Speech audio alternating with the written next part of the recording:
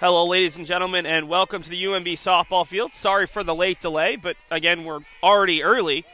Game started about 10 minutes before the start time of 1 o'clock. There are currently 2 outs in the top of the first inning as Jess Greenspan throws against the Western Connecticut State University Colonials. These two teams picked in a tie for third in the Little East Conference preseason poll. Greenspan has retired the first 2 batters, Rachel Murrell on the ground out to second, and Nicole Bonatti on a nice diving effort from Kira Pressmack out in left field. So 2 down for Annie Rosa, who leads the Little East Conference in not only batting average and on-base percentage, but also sits second in slugging percentage. Sophomore who saw some time as a freshman, but did not start in any conference games and has come on in a huge way as a sophomore. And she takes that pitch for what I believe is a 2-2 count. The count actually has moved to 3-2. Rosa hitting a robust .556, along with an on-base percentage of .606 and a slugging percentage of .963. Pops that one up on the right side. Danahy fighting the sun, and instead it bounces in front of Paulina. That's a ball that should have been caught, but Danahy, not sporting any sunglasses, unable to fight the sun, and a really long run for Paulina, who was playing deep. So instead, it's a 2-out single for Annie Rosa, who continues her tremendous start to the season, now 16 of 28. And it brings up a very dangerous hitter in Charlene Plazinski, first-team all-conference player as a freshman. Charlene, a junior out of Bristol, Connecticut, who was the LEC Rookie of the Year as a freshman, a third-team all-region player when she hit 400 with a team best 31 runs scored, 41 RBI, 10 doubles, 3 triples, and 5 home runs. Her sophomore season, she slowed down a little bit, but only a little, hitting .338, slugging percentage of almost .550. She fouls that one off down the right field line.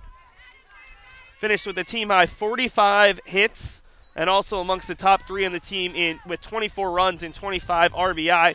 This season, she's closer to her freshman year totals. In 12 games, hitting .394. Good for third on the team, a .459 on-base percentage, .758 slugging percentage. She's top 5 in the Little East Conference. She's got 13 hits, 10 runs, and 15 RBI, which is 4th in the conference, behind one of her teammates in Rosa and behind a beacon in Roxanne Bento. Plazinski had a really successful high school career where she was a 2-time All-State player, 3-time All-Conference player at Bristol Eastern High School. Misses outside, and it's 2-2 to the cleanup hitter for Western. She'll be followed by Natalia Hart, the right fielder, Erica Bowers in left. Sarah Tenke will be in the circle today, but she's also hitting for herself, a first-team all-conference first baseman a season ago. Cameron Geison's the catcher, and hitting ninth and playing second is Jordan Fitzsimmons. Plazinski goes down swinging. A good start for Jess Greenspan in the circle for the Beacons.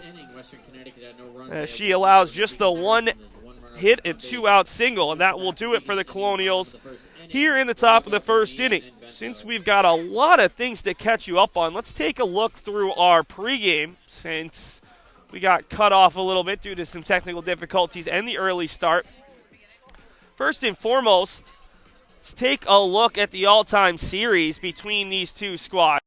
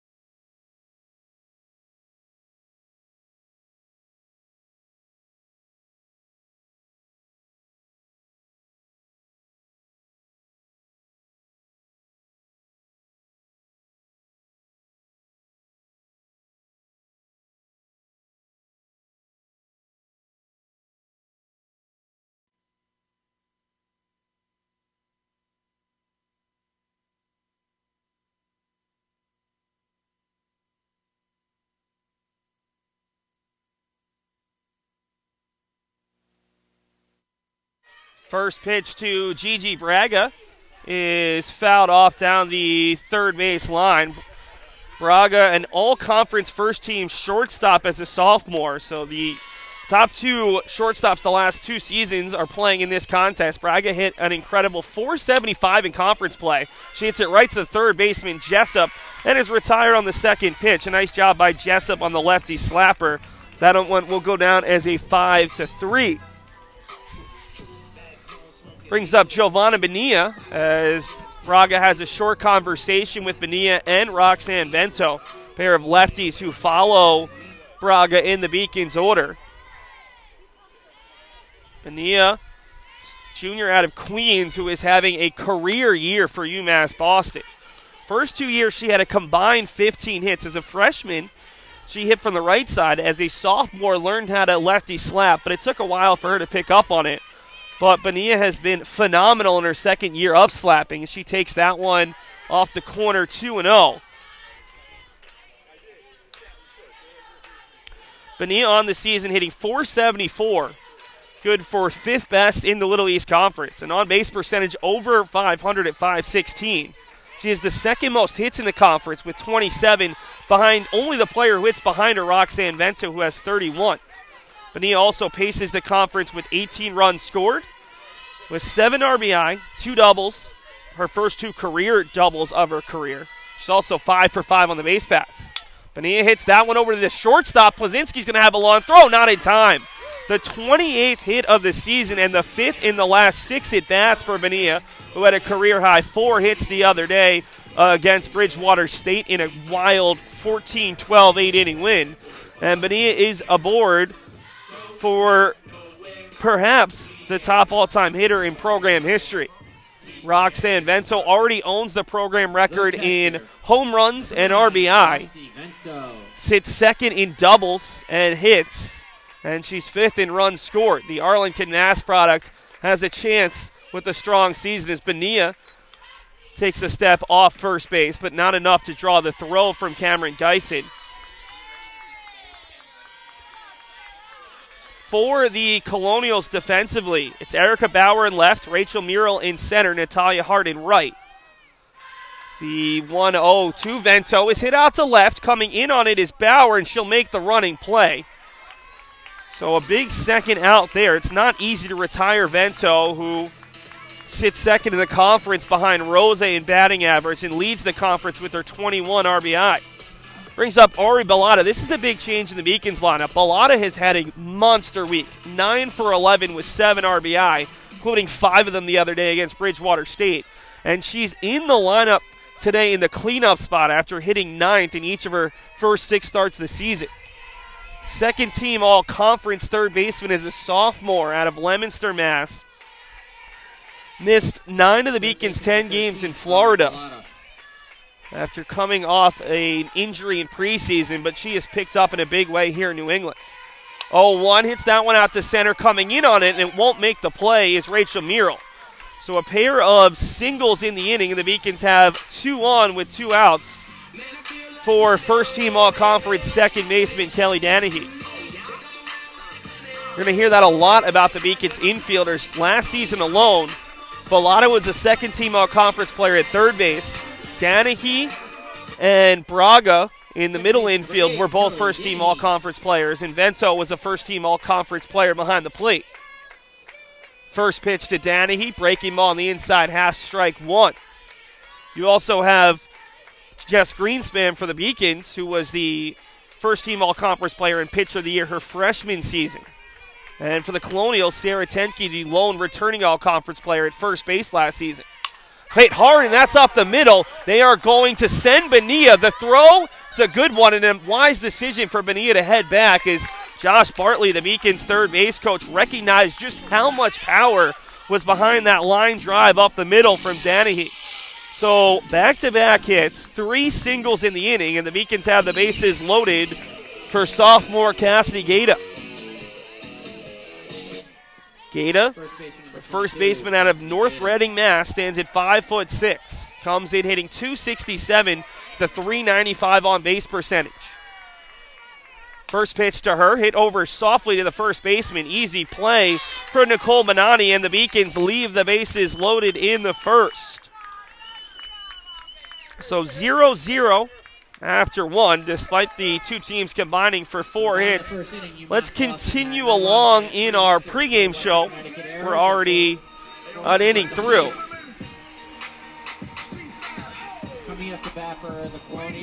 Take a look at our player to watch. That's Ari Balata. Balata, second team all-conference third baseman, already has a hit in this one. She went a perfect 6 for 6 the other day against Salve Regina in a doubleheader split on Tuesday. Then she went 3 for 5 with a double and 5 RBI, including the game-winning 2-run, 2-out single in the top of the 8th inning of the 14-12 win. She's making her 83rd career appearance with 85 career hits, make it 86 now, 45 runs, and a career 30-37 batting average. Has been part of a huge junior class for the Beacons, who all they've known is championships. 2 years, 2 LEC titles. First as a 4 seed back in 2017. Last year, the first ever 6 seed to win an LEC tournament title. For the Colonials here in the second, they'll go 5, 6, 7. Natalia Hart, Erica Bauer, and the pitcher Sarah Tenke. Never got to go through the Beacons' defensive lineup, so we'll bring that to you now. Kira Pressmax in left, Giovanna Benias in center, with Taylor Paulina out in right.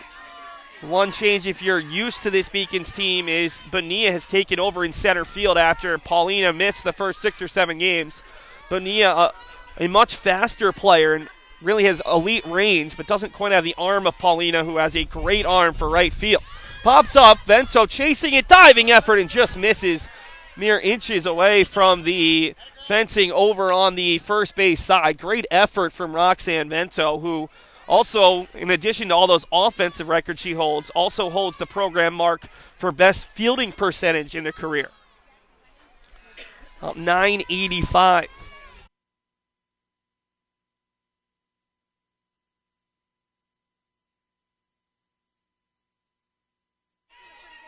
Sorry for the technical difficulties. Runners at first and third.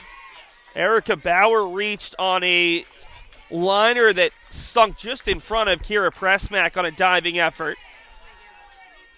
And then Sarah Tenke put down a bunt. The Beacons unable to beat Tenke at first base. So 2 on with 1 out for Cameron Geisen, the 8-hole hitter and catcher. 1-1, shows bunt, pulls it back. Tenke is going to be allowed to take second base. So 2 runners in scoring position after the steal from Tenke. And a big spot here for Cameron Geisen, who's not known for her hitting just 200 on the season. 3 of 15 with 2 runs and 2 RBI. Does have a double on the year. Swings and misses. A big third strikeout. Third consecutive out, retired by Greenspan by way of the K. And that's a huge one as it brings up the 9-hole hitter with 2 outs and 2 runners in scoring position. Jordan Fitzsimmons, one of the new 19 with 5 runs scored and 3 RBI.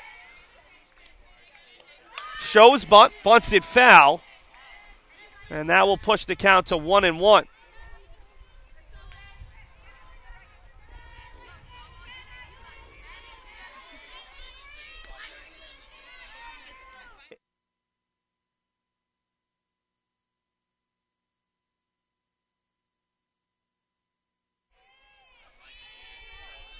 Fitzsimmons attended Bristol Eastern High School.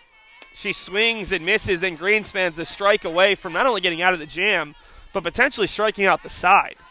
Not known as a strikeout pitcher, Greenspan with 226 for her career, which is good for second best, but in a ton of innings. That pitch is a little bit low. Greenspan on the season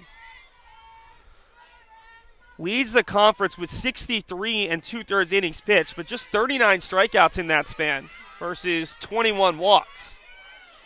Comes in with the team best ERA of 3.41. Swung on, hit softly to Balata. She'll go to first base. The throw is there, and the Colonials leave 2 on. So both teams have left 3 runners on through an inning and a half. We'll take a audio break, and hopefully our technical difficulties are behind us as it's 0-0 through an inning and a half.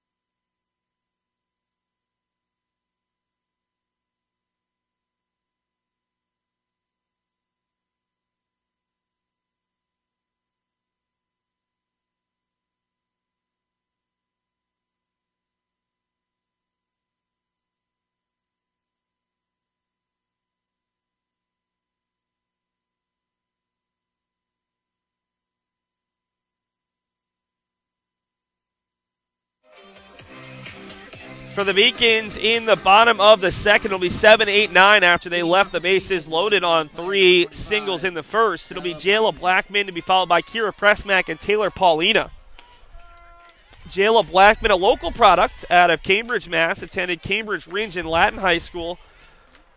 She's the Beacons' 3rd pitcher and has been pitching about a third of the games, but had not had a chance to hit until Thursday against Bridgewater State. And clearly the Beacons were happy with what she did the other day. She flies that one out to right, and it's caught. A basket catch there by Natalia Hart for the first out of the second.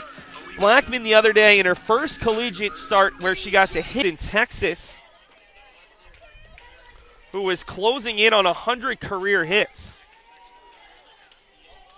Puts down a bunt right back to the pitcher, Tenke. Fields throws it low. That's going to be an error on Tenke. And Pressmack is aboard. Tenke's throw beat Pressmack to the bag by a solid 2 steps, but Bonani couldn't hold on to the low hop, and really Tenke just rushed that throw. So Pressmack is aboard. First error for either team, and it brings up Taylor Paulina, who had been hitting cleanup since coming back from an injury, but this is an interesting spot. Paulina, the senior out of Woonsocket, Rhode Island, as that ball's in and out of the glove of Cameron Dyson for strike 1, was a first-team all-conference center fielder as a freshman when she hit 9th. She's pretty interesting 9-hole hitter because she's got great pop.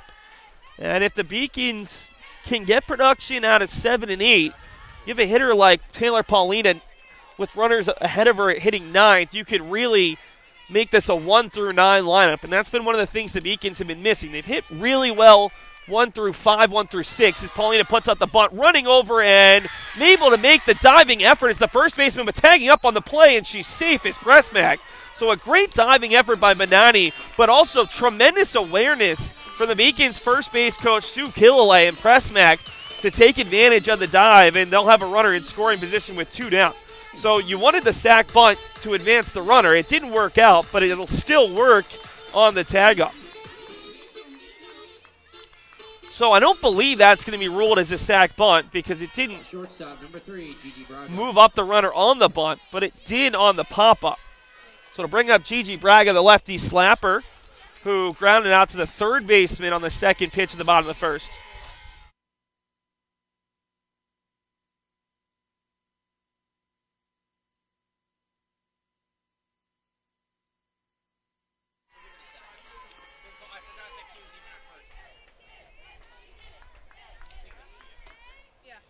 Oh, 1 puts down the bunt foul. Quickly 0-2 to Braga, who has struggled a little bit since coming back to New England. Last season, she started 1 for 20 in Florida before just crushing it when she got back to Boston. This season, sitting at 254. Now, she does lead the Beacons with at-bats with 63, so 16 hits, tied for third on the Beacons, 15 runs scored, second on the team.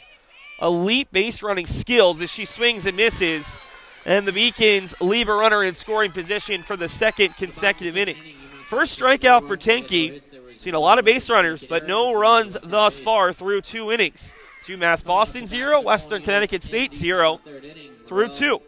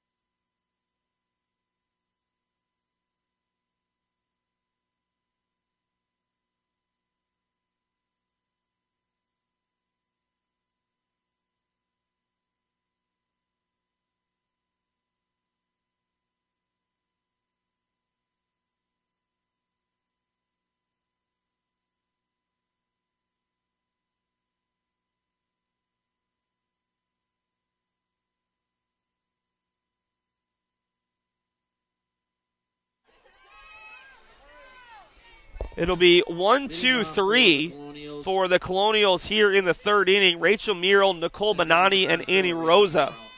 Merrill grounded out to second in the first inning, puts down a bunt that's going to be in foul territory.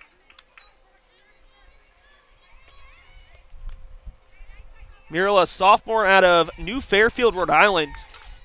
Plays out in center field, stands at 5'6". She's an interesting player because she was at Castleton University last year, a team that played in the North Atlantic Conference. Castleton is now in the Little East Conference, but she transferred to a different LEC school. Hits it softly over to third. Bellotta picks, throws, and Merrill is 0 for 2 with a pair of infield groundouts.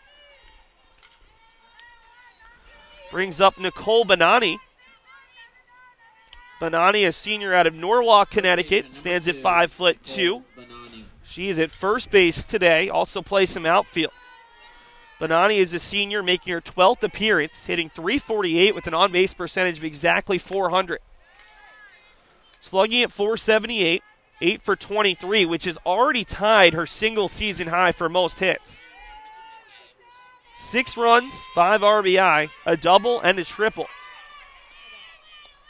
Hits that one softly up the middle. Danahy's going to have to take it on 2 hops, gets it out of the glove, and Bonani is 0 for 2. And the Beacons have done a nice job with these top 2 hitters in the Colonials lineup.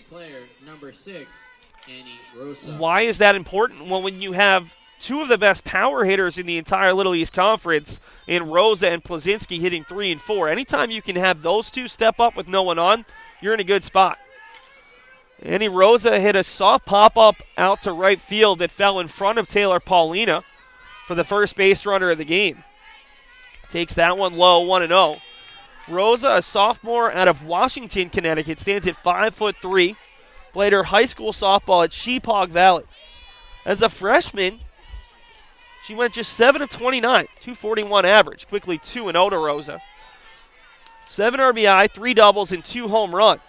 Got just 8 at-bats against LEC teams, went 3 for 8. But as a sophomore with 2 all-conference players graduating, she has taken not only a starting role, but a huge role. It's the 2-0 to Hurst, hits softly over to Danahy. Danahy will pick, throw, and we have our first 1-2-3 inning for either side. So Greenspan is cruising through 3.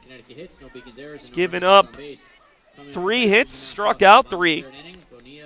We will take a look right now around the rest of, well, we'll take a look ahead for UMass Boston first. Through 2.5 innings, take a look at the upcoming schedule for UMass Boston. A lot of road games upcoming, a lot of conference games upcoming. They'll take on rival UMass Dartmouth on Tuesday. It's a 3-5 doubleheader. Then they'll host Framingham State here right at the UMB softball field on Thursday at 3-5. Before traveling to Eastern Connecticut State, the team picked first in the preseason poll, next Saturday at 1-3, and then they're at Southern Maine next Tuesday at 3-5. So the Beacons in a stretch of 8 conference games out of their next 10 total, and against a lot of good foes. I mean, the Beacons have already played Plymouth, who's won the last 2 LEC regular season titles. Plymouth swept the Beacons last weekend thanks to a pair of big 6th innings, coming back to win 4-2 and 6-2. But you look at it, the Beacons are playing the team that was picked in a tie for third with UMass Boston. Then they have UMass Dartmouth picked 6th. That's on Tuesday. Next Saturday, they play the team picked first. And then on next Tuesday, the Beacons will play the University of Southern Maine, who was picked 5th. So by the end of next Tuesday, the Beacons will play 5 of the top 6 teams in the LEC, at least the projected LEC standings, and they're the other one. So the good news for UMass Boston is if they do fall into a little bit of a hole, they'll finish the season with the teams picked 7th, 8th, and 9th. You just don't want to fall into too big of a hole. Otherwise, the Beacons could run into a situation like they were in last season, where UMass Boston needed help on the final day of the regular season to get into the LEC tournament. They then cruised through the LEC tournament going 4-0 with a couple of exhilarating wins, a 1-0 win over Plymouth, an extra inning win over Southern Maine, an extra inning win over Western, and then a win over Plymouth again, the top seed. It'll be 2-3-4 here in the third. It's Giovanna Bonilla takes the first pitch on the inside corner for strike 1. Bonilla singled to the shortstop in the first inning for her 28th hit of the year. Roxanne Vento with the runner on first, hit out to left, going back on it is Bauer, unable to make the catch. That's the record-tying double from Roxanne Vento, and the Beacons are going to try to send Bonilla, and now they'll hold her up. So Roxanne Vento ties up former teammate Gia Raskowski with her 41st career double, just over. So again, folks, we apologize for all of the difficulties in the stopping and starting. We just had a there, but it was just a little bit late. The only play here will be to first base. As Cassidy Gaeta is retired 4-3 on the throw from Jordan Fitzsimmons. And the Beacons have yet another runner in scoring position. This is already their 6th runner in scoring position in 2 2/3 innings against Sarah Tenke. Tenke is one of a number of arms for Heather Stone in Western Connecticut State. Junior out of Glen Cove, New York, gets. And welcome back. I think we should have no technical difficulties the rest of the way, as the internet dilemma has been hopefully fixed. So let's bring you, if you just joining us, if you've been in and out with us for the last 3 innings, there is 1 out in the top of the 4th. Natalia Hart is hitting after Charlene Plazinski went down swinging for the 2nd time today. The Beacons lead 2-0 after they scored 2 runs in the bottom of the 3rd inning. Giovanna Bonilla led off with a single. Roxanne Vento added a double. Beacons then scored the first run on an Ari Bellata RBI groundout. And then on the next play, Roxanne Vento came home on a grounder to first. The first baseman, Benani, threw home. The umpire initially called Vento out on what looked to be a play where Vento might have just beaten the tag, as the tag came in behind her after she had appeared to have already hit home plate. As that one is in there for a strike. The umpire, home plate umpire, talked to 2 Beacons coaches, appealed to his base umpire, Ray Serrano, who overturned the call. So the Beacons lead 2-0. Jess Greenspan on the mound. Has been pitching well. Has 4 strikeouts and no walks. She has allowed 2 singles and a double through her first 3 innings of work, but has retired the last 6 batters she's faced. It's currently 2-2 to Natalia Hart, who struck out swinging to start the top of the 2nd inning. 2-2, and she swings through another one. Greenspan, who had a season high 6 strikeouts the other day, already has 5 through 3 2/3 innings. Left field number 28, Erica Bauer. Greenspan, for a career, has had her ups and downs against Western. 2-1 with a 6.00 ERA in 4 career starts. 30 innings pitched, 28 hits, 20 runs, 20 earned. 12 strikeouts versus 11 walks. As that ball's hit softly back to Greenspan, bobbles it, has time, and Western is now gone down 1-2-3 in back-to-back frames. Head to the bottom of the 4th. It's UMass Boston 2, Western 0.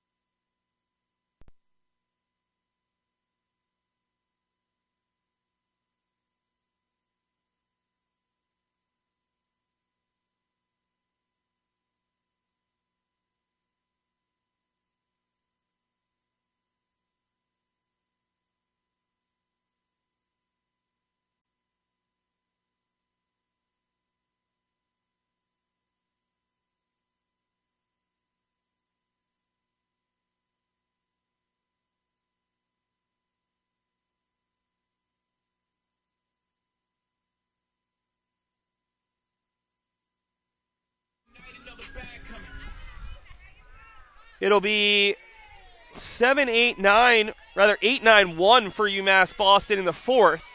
Kira Pressmack, Taylor Paulina, and Gigi Braga. Number 12, Kira Pressmack. Pressmack reached on an error by Tenke, the pitcher, back in the 2nd inning. Ball was hit right at Tenke, who scooped, but then her throw was low, bounced in and out of the glove of Bonani. Pressmack fouls that one back, and she's behind 0-2. Pressmack on the year is hitting 273, the 9 of 33 mark, 5 runs and an RBI. She hits that one hard off the third baseman to Blazinski, and that's going to go down as a 6-5-3. The only reason that was an out, or 5-6-3 rather, only reason that was an out because it caught the arm there of Kayla Jessup. If that doesn't hit Jessup, that's going to be a single into left field, but instead it's a flex right at the shortstop, and a strong throw from Plazinski is able to retire Pressmack, who absolutely scorched that liner on the left side. Brings up Taylor Paulina, takes the first pitch on the outside, half 0-1. Paulina popped up a bunt in foul territory in the 2nd inning, but was credited with the sac bunt as Pressmack, who was on ahead of her, was able to tag up and reach 2nd.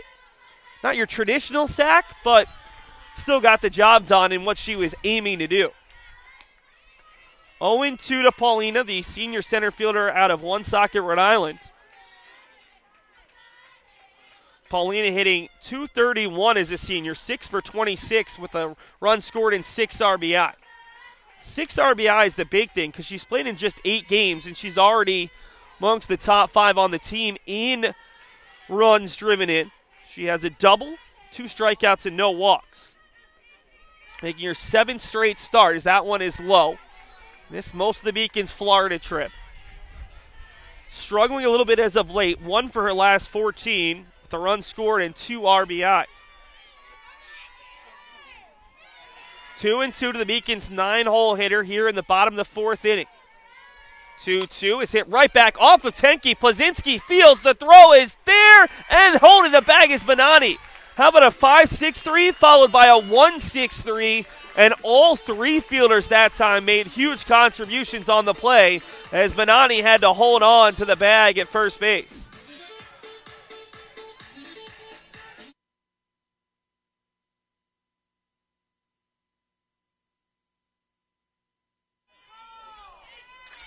Brings up Gigi Braga, the Beacons leadoff hitter, looking for her first hit. Hits it back to Tenke, who is able to reach out and make the play. 3 really good defensive plays by the infield for Western. So the Beacons are set down 1-2-3 for the first time. Head to the top of the 5th. This game has started to move. UMass Boston 2, Western 0.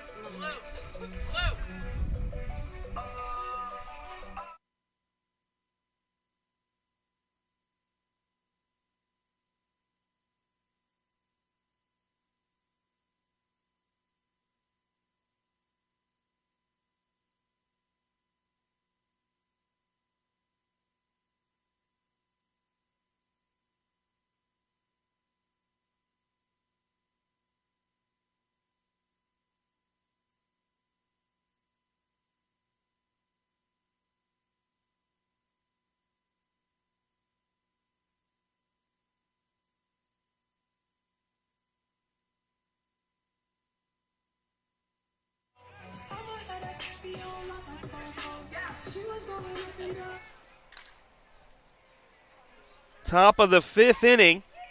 It'll be 7-8-9 for the Colonials. UMass Boston cruising with Jess Greenspan in the circle. Greenspan won her first career start against Western Connecticut State and pitched extremely well in that one. That was her freshman season. 7 innings, 6 hits, 1 run, 1 earned, 4 strikeouts, and 2 walks. In the Little East Conference tournament, she was hit pretty well that year, allowing 11 hits and 8 runs in 6 innings, was replaced by Annie Thomas as the Beacons won that game in 7. Then as a sophomore last year at Western, took the loss in the regular season, game 1, 6 innings, 7 hits, 5 runs, 5 earned. In the conference tournament, her numbers don't sound great, but think about the innings pitched. 11 innings, went the full 11 against WestCon. 10 hits, 6 runs, 6 earned, 5 walks, and 2 strikeouts as she went the entire way in the Beacons' victory over the Colonials, 7-6-11. And that's the thing about Greenspan. Her career numbers are very good, but they're not exceptional in terms of the top in D3. But in terms of a player who perseveres and just will fight through anything, no matter how many runs she's given up, no matter how many times her defense has potentially made mistakes behind her, Greenspan is the ultimate fighter, especially at 5'1". She is a pitcher that has pitched almost every inning the last 2 seasons in May when the Beacons have made back-to-back remarkable runs in the LEC tournament. And she's also pitched almost every inning in the NCAA regionals the last 2 years. If you want to point to one player who's been a difference maker, and the Beacons have probably 5 or 6 of them on the diamond, this is the one player that has made all the difference for UMass Boston the last 2 seasons in winning their first and second ever LEC tournament titles. The woman behind the plate, Roxanne Vento, is just as important, but she can't throw every inning. It's another ground out. Already, Kelly Danahy has been busy. That's the 4th 4-3 put out of the day as Sarah Tenke goes down. And it'll bring up Cameron Geisen, the catcher, although we might be seeing a pinch hitter. Heather Stone and Western Connecticut State are known for their frequent substitutions. They always carry a roster of 20-plus, sometimes as many as 25 to 30, and you'll see a lot of frequent changes, especially when they have runners on. You're going to see pinch hitters, you're going to see pinch runners, you're going to see defensive replacements. This will be just a straight pinch hit substitution as Cameron Geisen is going to be pinch hit for. And coming up to the plate is number 19.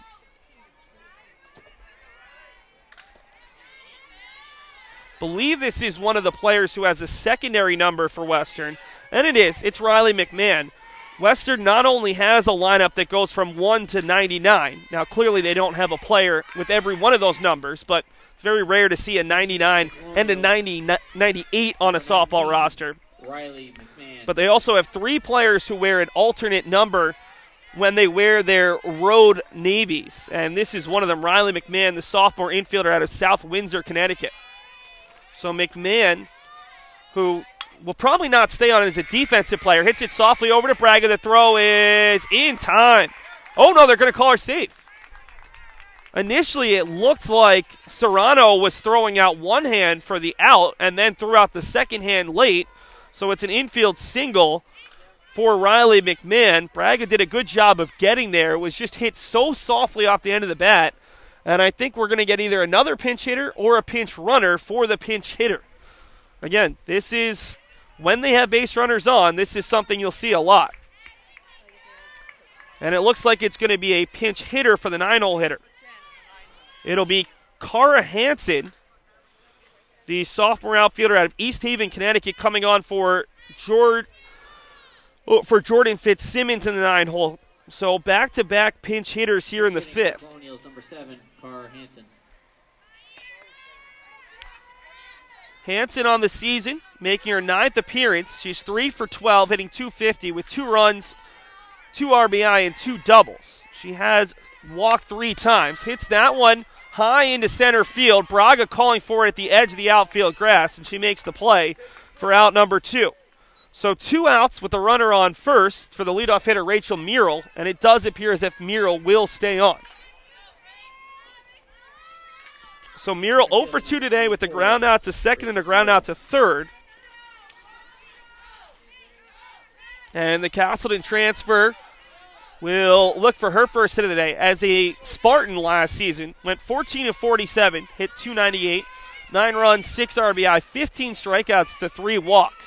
He's had a much more successful season as a Colonial as the runner takes off the throw from Vento, and it is not in time. Braga got the tag down, but it did appear as if the lead hand might have gotten in there from Riley McMahon, who has the first stolen base of the day for either side. So McMahon's out there in scoring position for Riley McMahon. That was her 4th stolen base in 5 tries. Going back to Murrell and just how good she's been in her first year with Westcott, and she pops it up. Vento goes over and she makes the play. Oh no, it goes off the top of the scoreboard of the fence there. Looked like it went off of her glove, but then she just closed it as the ball ended up off the netting.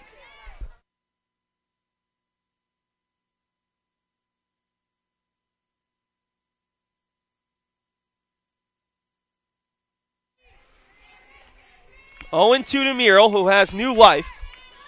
0-2 offering bounces up there. Murrell's hitting .467, good for second on the team, an on-base percentage of .515, and a slugging percentage of .667. 14 of 30 with a team-high 12 runs scored. 4 RBI. Her 3 doubles are good for tied for third on the team. Holds back on that one, hits it over to Danny, who's had a very busy day. And Greenspan is through 5 scoreless. Head to the bottom of the 5th. The Beacons already leading 2-0, looking to add to their lead. UMass Boston will go 2-3-4 here in the 5th.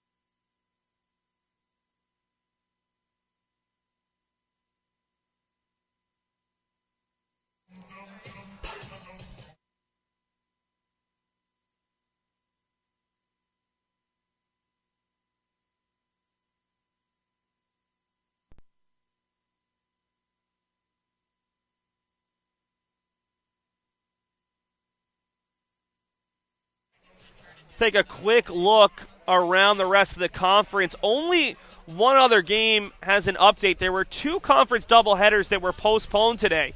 Rhode Island College at Plymouth State and Keene State and Southern Maine. The one update we do have, UMass Dartmouth is leading, or Eastern Connecticut State is leading UMass Dartmouth. The Beacons will play both of those teams on the road this upcoming week. Tuesday it's the Corsairs. Saturday it's the Warriors. And then no update from that Castleton-Skidmore non-conference matchup. Every Little East Conference team will have a weekend where they have the conference bye because there's an odd number of conference teams. Couple changes for Western. Jordan Fitzsimmons has re-entered at second base. Cameron Geisen has re-entered at the catching spot. And out in left field now is Brittany Stankiewicz. I think I got that right, although I have to check my pronunciations. Stankiewicz. So Stankiewicz, the junior outfielder out of Bristol, will come on to replace Erica Bauer.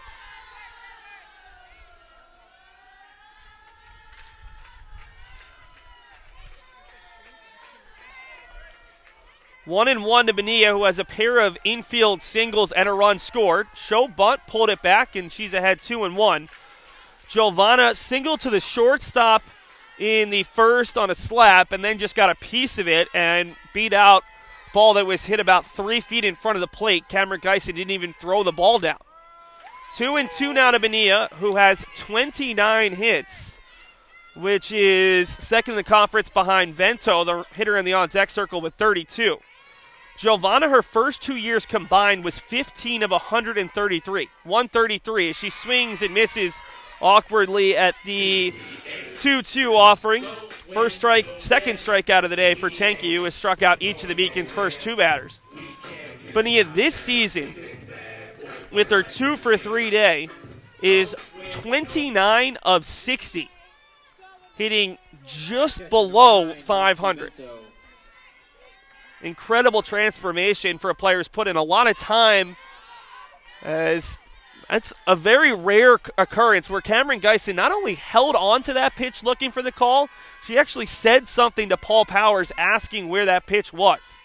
Vento ahead 1-0. She's hit the ball out to left both times.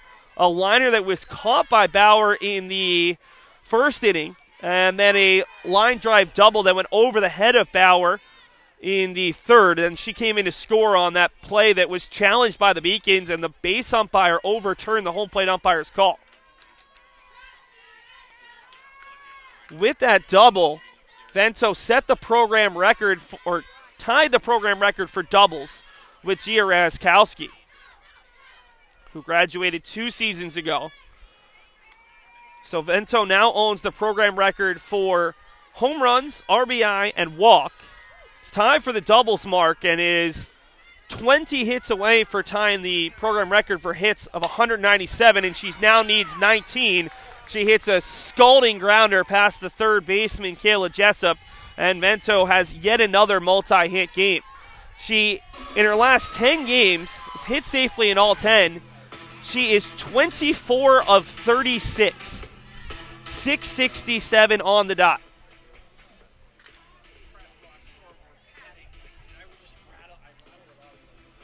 And on the season, Vento has 13 multiple hit games and 5 multiple RBI games. Got a pinch runner down at first base. Sarah Harlinski will replace Vento.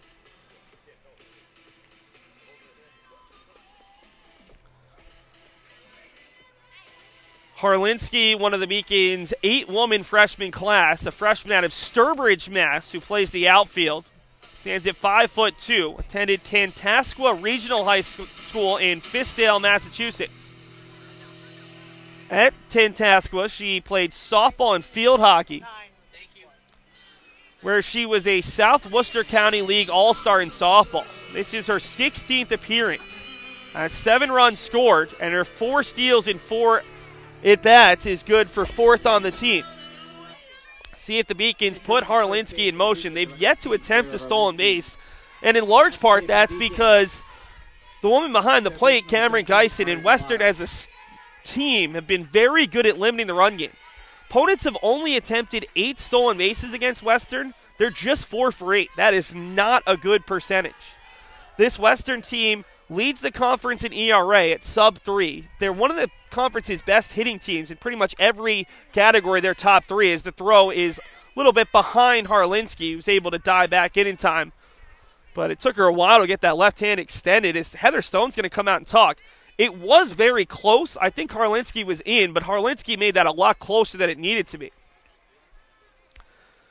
The one thing that Western, though, has struggled with is their fielding percentage. They come in at .907, which is dead last in the LAC. You want a fielding percentage at minimum in the 930s. maybe as high as 950. But they're at 907, and that's been holding them back a little bit.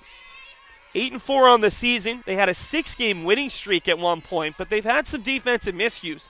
In last year's LEC tournament game against the Beacons, they committed 6 errors in that loss over 11 innings, including an error that allowed Gigi Braga to score all the way from first base to score the game-winning run in the bottom of the 11th.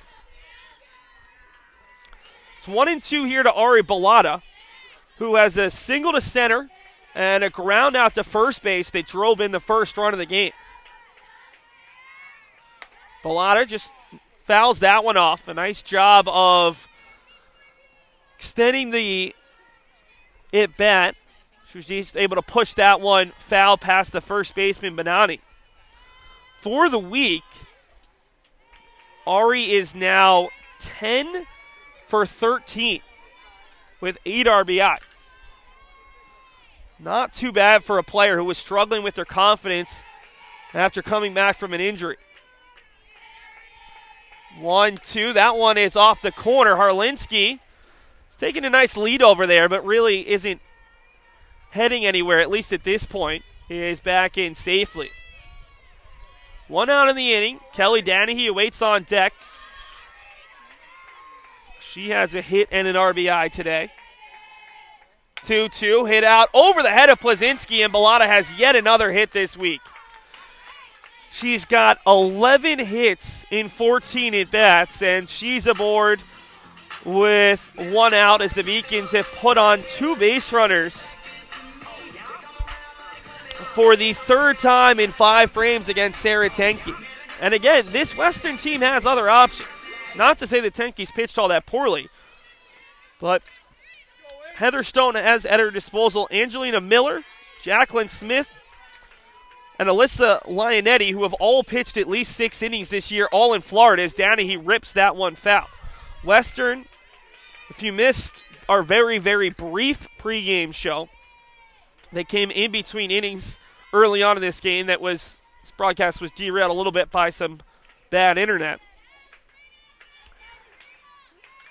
Western playing their first game since the 15th of March. That was a Friday, so literally 2 weeks off. They were supposed to play last Sunday against Ithaca College at home, but that was postponed due to field conditions. Now, the field hopefully is getting close to playable because their baseball team is hosting a conference doubleheader today. So Western, who's supposed to host a game this week in non-conference play, hopefully will have a chance to be home as early as this week. Harlinski continues to just try to be a pest on the base pass as she bounces back and forth off second base. It's 2-1 now to Kelly Danahy, who singled with the line drive to center. The Beacons loaded the bases up in the first but did not score. Danahy pops that one foul. Going over is Benani, but she runs out of room. 2-2 now. Danahy also hit a decently sharply hit grounder over to first base in the 3rd. She reached on the fielder's choice, and then after the umpires conversed, they ruled Vento safe coming home, so that gave her an RBI. Count now 3-2 with 2 runners on. It'll be interesting to see if the Beacons potentially send the runners, especially with not only the tremendous caught stealing rate, but with Danahy, a left-handed hitter, it's a much easier throw for Cameron Geisen. Danahy, the sophomore out of Kingston, Mass. 3-2, bounces up there, and the Beacons have loaded the bases. Harlinski dives back in. That was ball 4. And the umpires let the runners kind of go back and forth. I don't think anyone really mentioned it there. That could have been really bad because if Western had thrown that ball away, that's a live ball, and the Beacons could have scored a run. Now, if one of the Beacons had been thrown out, it wouldn't have been an out because the Beacons had the base. But if a Western player had thrown it away or if somebody got hurt, something you never see, but a little bit of bad awareness, and that could have led to an injury. It could have led to a lot of things. So it would have been interesting that the umpires didn't let everyone know. Bases full of Beacons for Cassidy Gaeta. Came up with this situation with 2 outs in the first and grounded out to the first baseman. Ground out, depending on where it is, could score a run here. Ball to the outfield, though, should probably score Harlinski, who has good speed. Gaeta's grounded out to first and grounded out to second. 0-1 to the North Reading Mass native is low, 1-1. That was the first walk that Tenke has issued. It's interesting. Western typically doesn't let their starters throw all that many innings. Typically they use 2 or 3 pitchers, but Tenke's been allowed to not only continue working into the 5th, but she's battled today. She's had the bases loaded in the 1st. Beacon's had a runner on in the 2nd. Beacon scored 2 runs in the 3rd. The only inning that she hasn't had any issues is the 4th. It's 2-1 to the Beacon's 6-hole hitter and first baseman. Make it 3-1 as Tenke misses low and outside with the fastball. Beacons do have a pinch hitter in the on-deck circle. It's Alyssa Tully, the senior out of Lowell, Mass, will likely hit for Jayla Blackman, especially if the Beacons can extend the inning here. 3-1 coming to Gaeta. That one is up and in, out of the glove of Geisen, and Gaeta works the bases loaded walk. So it's 3-0 UMass Boston after back-to-back walks. Beacons have had 4 straight batters reach. Harlinski comes in, the pinch runner. Bellata's at third after she singled. Kelly Danny's at second. Cassidy Gaeta is at first, and Alyssa Tully will pinch hit for Jayla Blackman in the 7-hole. Tully, the senior out of Lowell, Mass, was a starter for the Beacons in Florida. But since Ari Bellata and Taylor Polina have come back, she's been seeing a little bit less time. And we're going to see a change in the circle as well. So we're going to take an audio break. We're going to give you the numbers on the new pitcher. And then we'll be back as UMass Boston has the bases loaded with 3-run lead and a chance for more with just 1 out.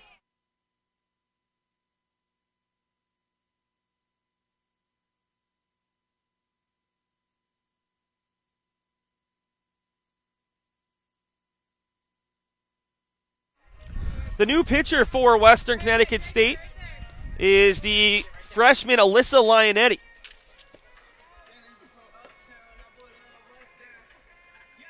Lionetti out of Brookfield, Connecticut, attended Brookfield High School.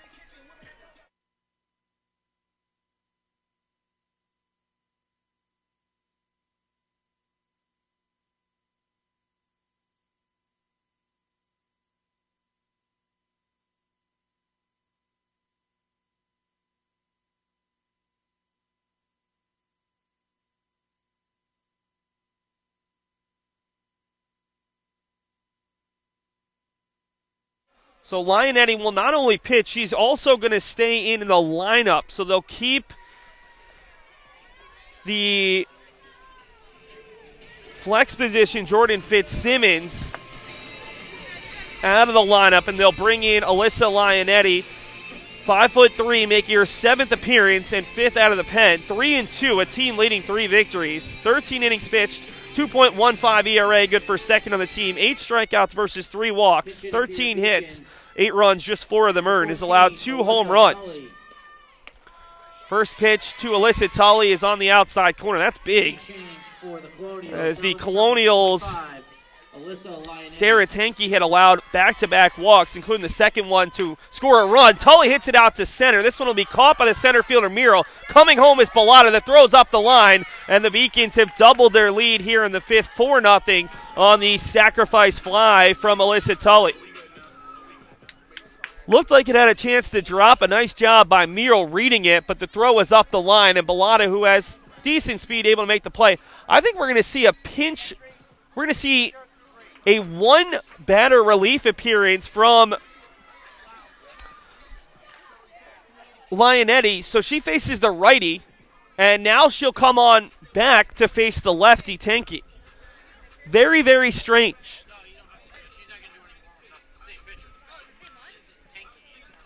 So Lionetti goes a third of an inning, gets an out. Western's thrown over to third twice, thinking Bellata left early, but Ray Serrano's just kind of sitting there laughing as he is Back in the circle for the Colonial. not made a call. Sarah Tenke.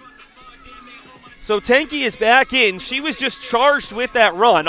All 4 runs she's allowed are earned, and she will face Kira Pressmack for the 3rd time today.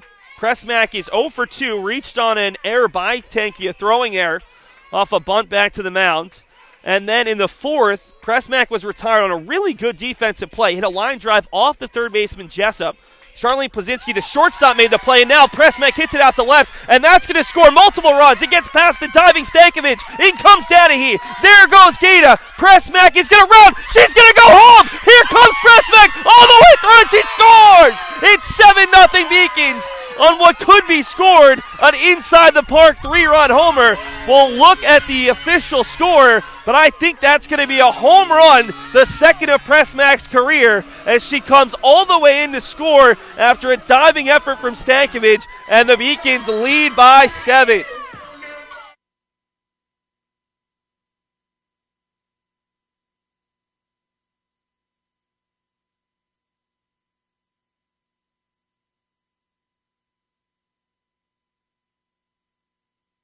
It will officially go down as a home run. The issue with the lefty slapper is if they can put that ball down the left field line, especially with the shift, Stankovic was far off the line.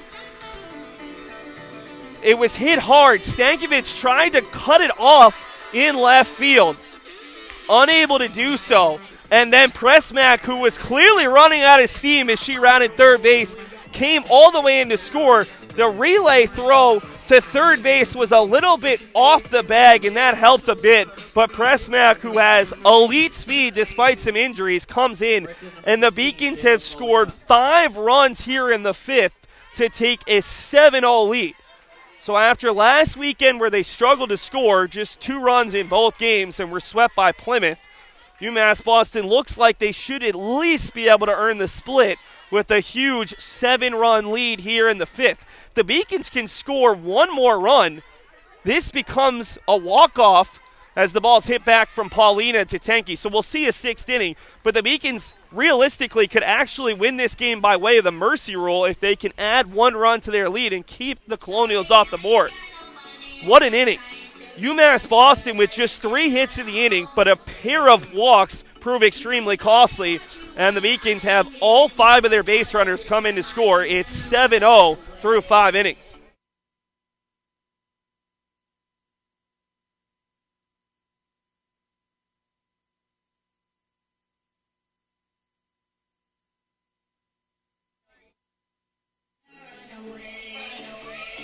Let's take a look around Beaconville. The lacrosse team, a noon start, they fall by a 16-4 score at the Merchant Marine Academy. 2 goals for Derek Caruso, member of the men's hockey team, who joined his other men's hockey teammate Jack Riley, who both now on the lacrosse team. Track and field, they're at UMass Dartmouth. First real nice day of the season for the outdoor track and field team. The Beacons tennis team is hosting their home and LAC opener just about 300 or 400 yards away to us behind left field. And the baseball team, they're in action tomorrow, we hope. Supposed to host a doubleheader against Salve Regina at noon and 3, but with rain in the forecast, we'll see how many innings, if any innings, they can get in against the Seahawks.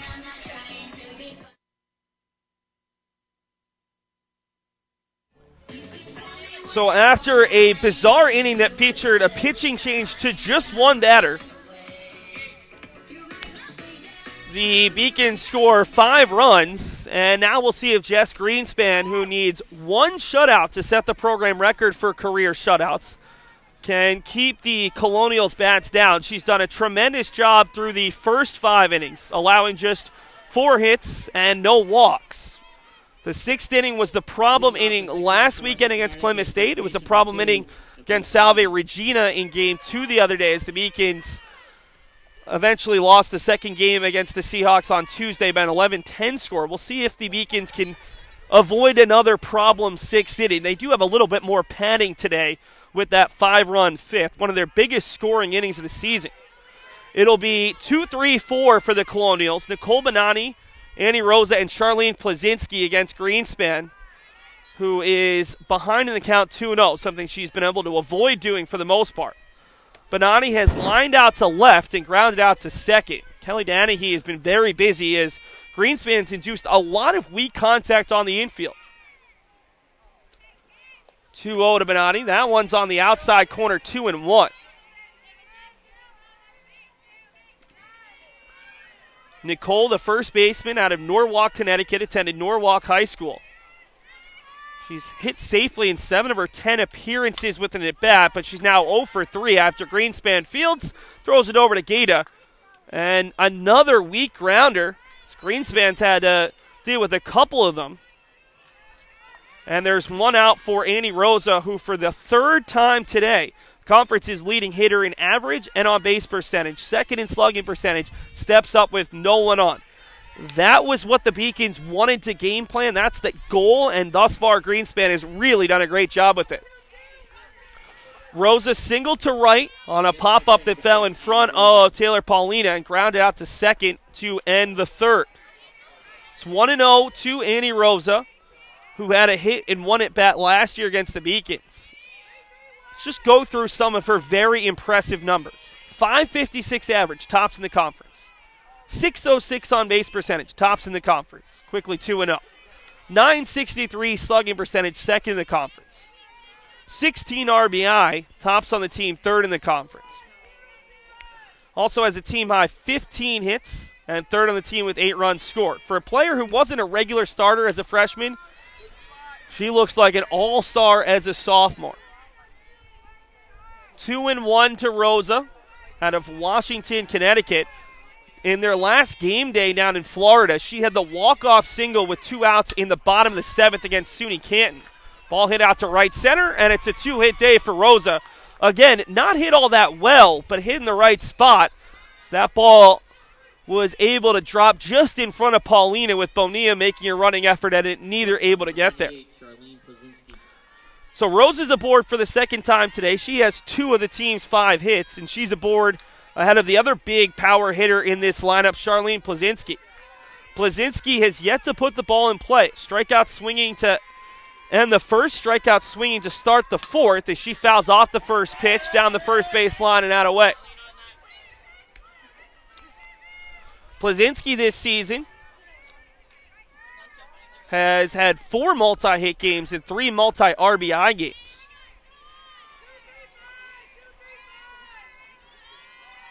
Fourth in the conference with her 15 RBI coming in. Chance to add to that here. Quickly 0-2. That's an interesting low strike by Paul Powers. That's a pitch that seemingly been there at points, but not constantly. Beacons will take it as Plazinski behind the count 0-2. Does have 5 strikeouts on the season. Hits it softly on the right side. Danahy has the runner run into her, and that's going to be an out. And the runner at first, Plazinski, will replace Rosa. That's tough because the Beacons could have turned 2 there if not for Rosa running into Danahy. But Rosa, I don't think, really recognizing there wasn't much she could do. So the runners will trade places. It's going to be a fielder's choice. Rosa's out for you. And there's a runner on first with 2 down now. Brings up Natalia Hart, who has also struck out twice, swinging in the second and the fourth. Hits that one softly foul down the first base line. It's been amazing what Jess Greenspan has been able to do against what is a potent Western lineup. Let's take a look at just where they stood going into today's game in the conference. Third in batting average at .327. Second in on-base percentage at .421 as that ball's hit off of Greenspan, knocks it down, and throws to first for the third out of the inning. Greenspan takes a bump, but she's laughing at it. She's able to get through another scoreless inning with just the 1 hit. Western also ranked second in slugging percentage at .525, second in extra base hits with 39 in just 12 games. They're also third in stolen bases, ranked first in the conference with just 30 strikeouts in 12 games, and led the conference with 18 sack hits. Well, they've had 0 sack hits because they haven't had enough base runners, and they've only stolen 1 base. So all of the things that Western's done well have been neutralized thus far by Jess Greenspan. Head to the bottom of the 5th. It's 7-0 UMass Boston. the Beacons can score 1 run, this game will be over. UMass Boston has never earned a mercy rule victory over Western. They only have 1 2-game winning streak against the Colonials. They could do both right now.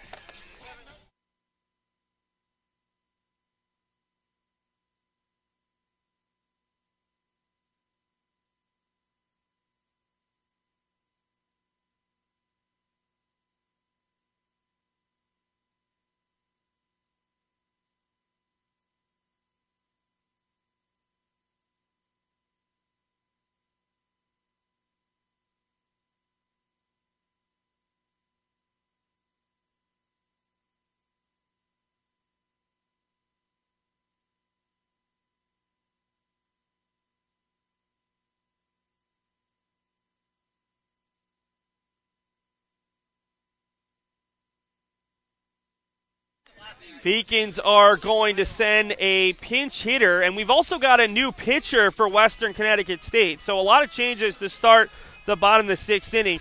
The pinch hitter for UMass Boston will be number 7, Kaylee Ruggiero, the freshman out of Southbury, Connecticut, who will pinch hit in Gigi Braga's spot. And for Western, they're going to bring out their 3rd pitcher of the day.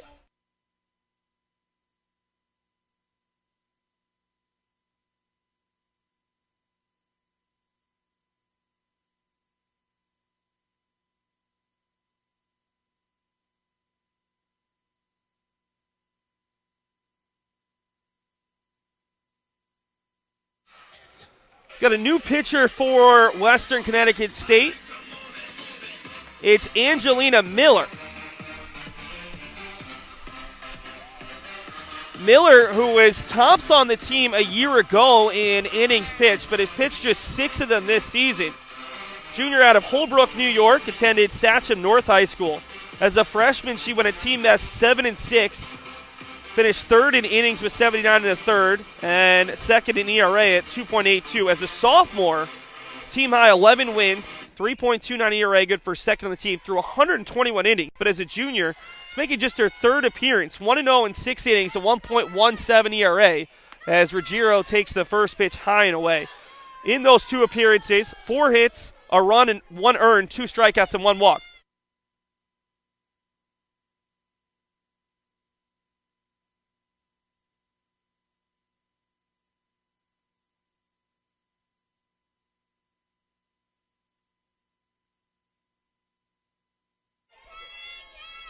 Two 2-0 to Kaylee Ruggiero, one of the Beacons' 8 freshmen.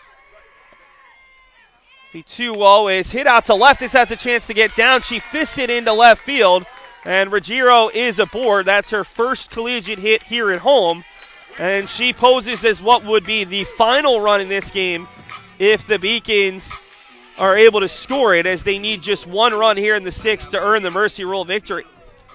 So Ruggiero is going to have a short stay. She's going to be immediately replaced by Gigi Braga, who was originally in this spot. So Braga, who's the faster runner, will pinch run for the pinch hitter.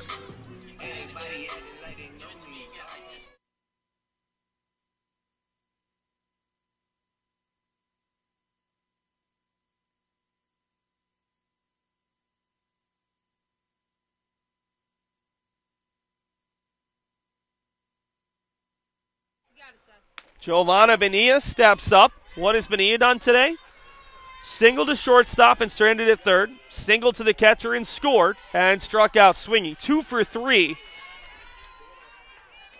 She tries to push her batting average back over 500. Left Florida there. She's about 485 coming in today. Either way, just tremendous start to the year as Braga took a long lead and will head back to first base. Gigi, who's on base for the first time today after going 0 for 3, but comes on as a pinch runner for her pinch hitter, is a very impressive 5 for 6 on the base pass, good for 2nd on the team. Braga scored the game-winning run last year in the LAC tournament, coming all the way in from first base on a Colonial's error. Bonilla shows bunt, can't quite get it. Braga takes out after it was dropped. The throw is in there in time. So Braga only decided to take off after she saw Geisen drop the ball, and that'll go down as a 2-6 caught stealing. So all of a sudden, the Beacons' chances of ending this in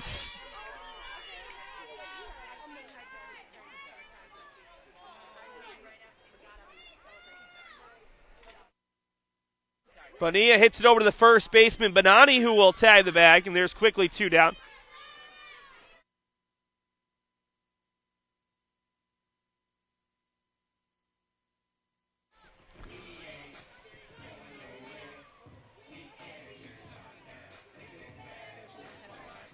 So 2 outs now as the Beacons have a short conversation with Paul Powers. Not quite sure what that conversation was about. Brings up Roxanne Vento, who has lined out to left, doubled and scored. Singled, was replaced by a pinch runner, Sarah Harlinski, who came in to score. So the 3 spot has been very productive. Vento needs 1 double to set the program record for doubles. With her 2 hits today, she moves closer to Sue Killaley's program record for hits. Vento, who came in today with a .406 batting average, has 178 hits, 19 shy of the program mark. Takes that one low. And with this being the Beacons' 18th game of the season, she's still got about 22 games left. So as long as she can avoid a long hitless streak, Vento's got a pretty good shot. Remember, folks, to stick with us after this broadcast, we'll have our Beacon Spotlight with Giovanna Bonilla. It's a really good one. Getting into the mindset of changing from a right-handed hitter to a left-handed hitter. We would have had that in the pregame, but we had some technical difficulties and the game started early. We'll then end the webcast after Giovanna's video and be back about 10 minutes after that with our Game 2 webcast as Vento rips it at the first baseman, Benani, who makes a beautiful diving effort with the glove from her knees to retire Vento, who is now 2 for 4 and sees her batting average drop. That's how good of a year it's been. We head to the 7th. Jess Greenspan looking to set the program record for career shutouts. She needs 3 more outs to do so.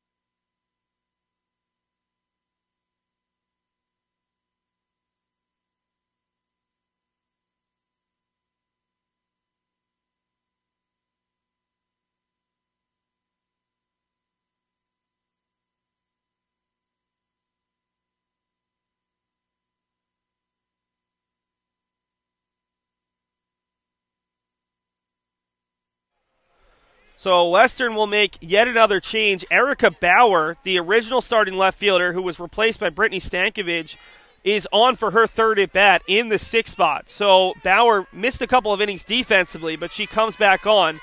Bauer has a double to left on a diving effort from Pressmack where she couldn't make the catch and then it bounced away and then grounded back to the pitcher to end the 4th. It'll be 6, 7, 8 for the Colonials here in the 7th as they try to avoid the shutout loss. Ball is fouled off. It's always difficult to tell how a team's going to come out after sitting for 2 weeks. Sometimes teams come out red hot. They've really been able to scout the opponent. They're able to do everything perfectly, and sometimes there's some rust. And I think we've seen a little bit more of the rust today from Western Connecticut State, who are trying to avoid what would be their 2nd shutout of the season and 1st since their opener against RIT, as that one's fouled off. 0-2 to Erica Bauer, to be followed by Alyssa Lionetti, who came on as a reliever. Actually, it might be Sarah Tenke still in. We'll see.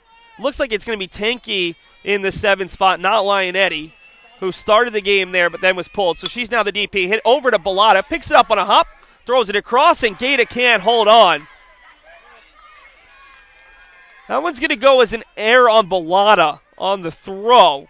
Gata had to make a difficult backhand stab at it, couldn't quite hold on. First error of the day for the Beacons. Bellotta had more time than I think she thought as Bauer's now aboard. And we're going to see a pinch runner for Bauer. again, I was not exaggerating when I said be expecting a lot of changes when you look at this Western team. At first base, Western will bring on Nina Ongaro, the junior outfielder out of Brookfield, Connecticut. That will officially end the day of Bauer, who has been replaced twice. So Ongaro's the pinch runner. Tenke, who was an all-conference first baseman last year, so you know she's a pretty good hitter, will step to the plate. Tenke today reached on a bunt single to third, stole a base, and then grounded out to second. Ongaro over at first base.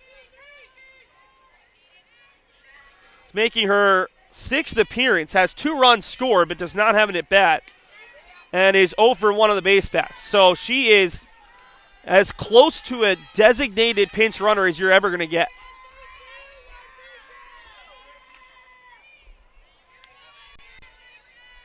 Tenke to be followed by Cameron Geisen, as that one is low and inside. 2-0. Geisen was pinch hit for back in the 5th, but looks like they're going to keep her on here for the 7th. Tenke would be in line for the loss today after giving up 7 runs, 7 earned. Takes that one on the inside half, and it's 3-1. Tenke came into this contest with a 2-1 record. Be interesting to see who starts game 2. They have so many different options. That one catches the corner. Jacqueline Smith leads the team in starts this season and ERA at 1.98. They have Lionetti, who came on as reliever, but she started 2 games, and Angelina Miller, who was their top pitcher last year in terms of innings, who has thrown an inning today. Fouled off quickly, 3-2 to Tenke.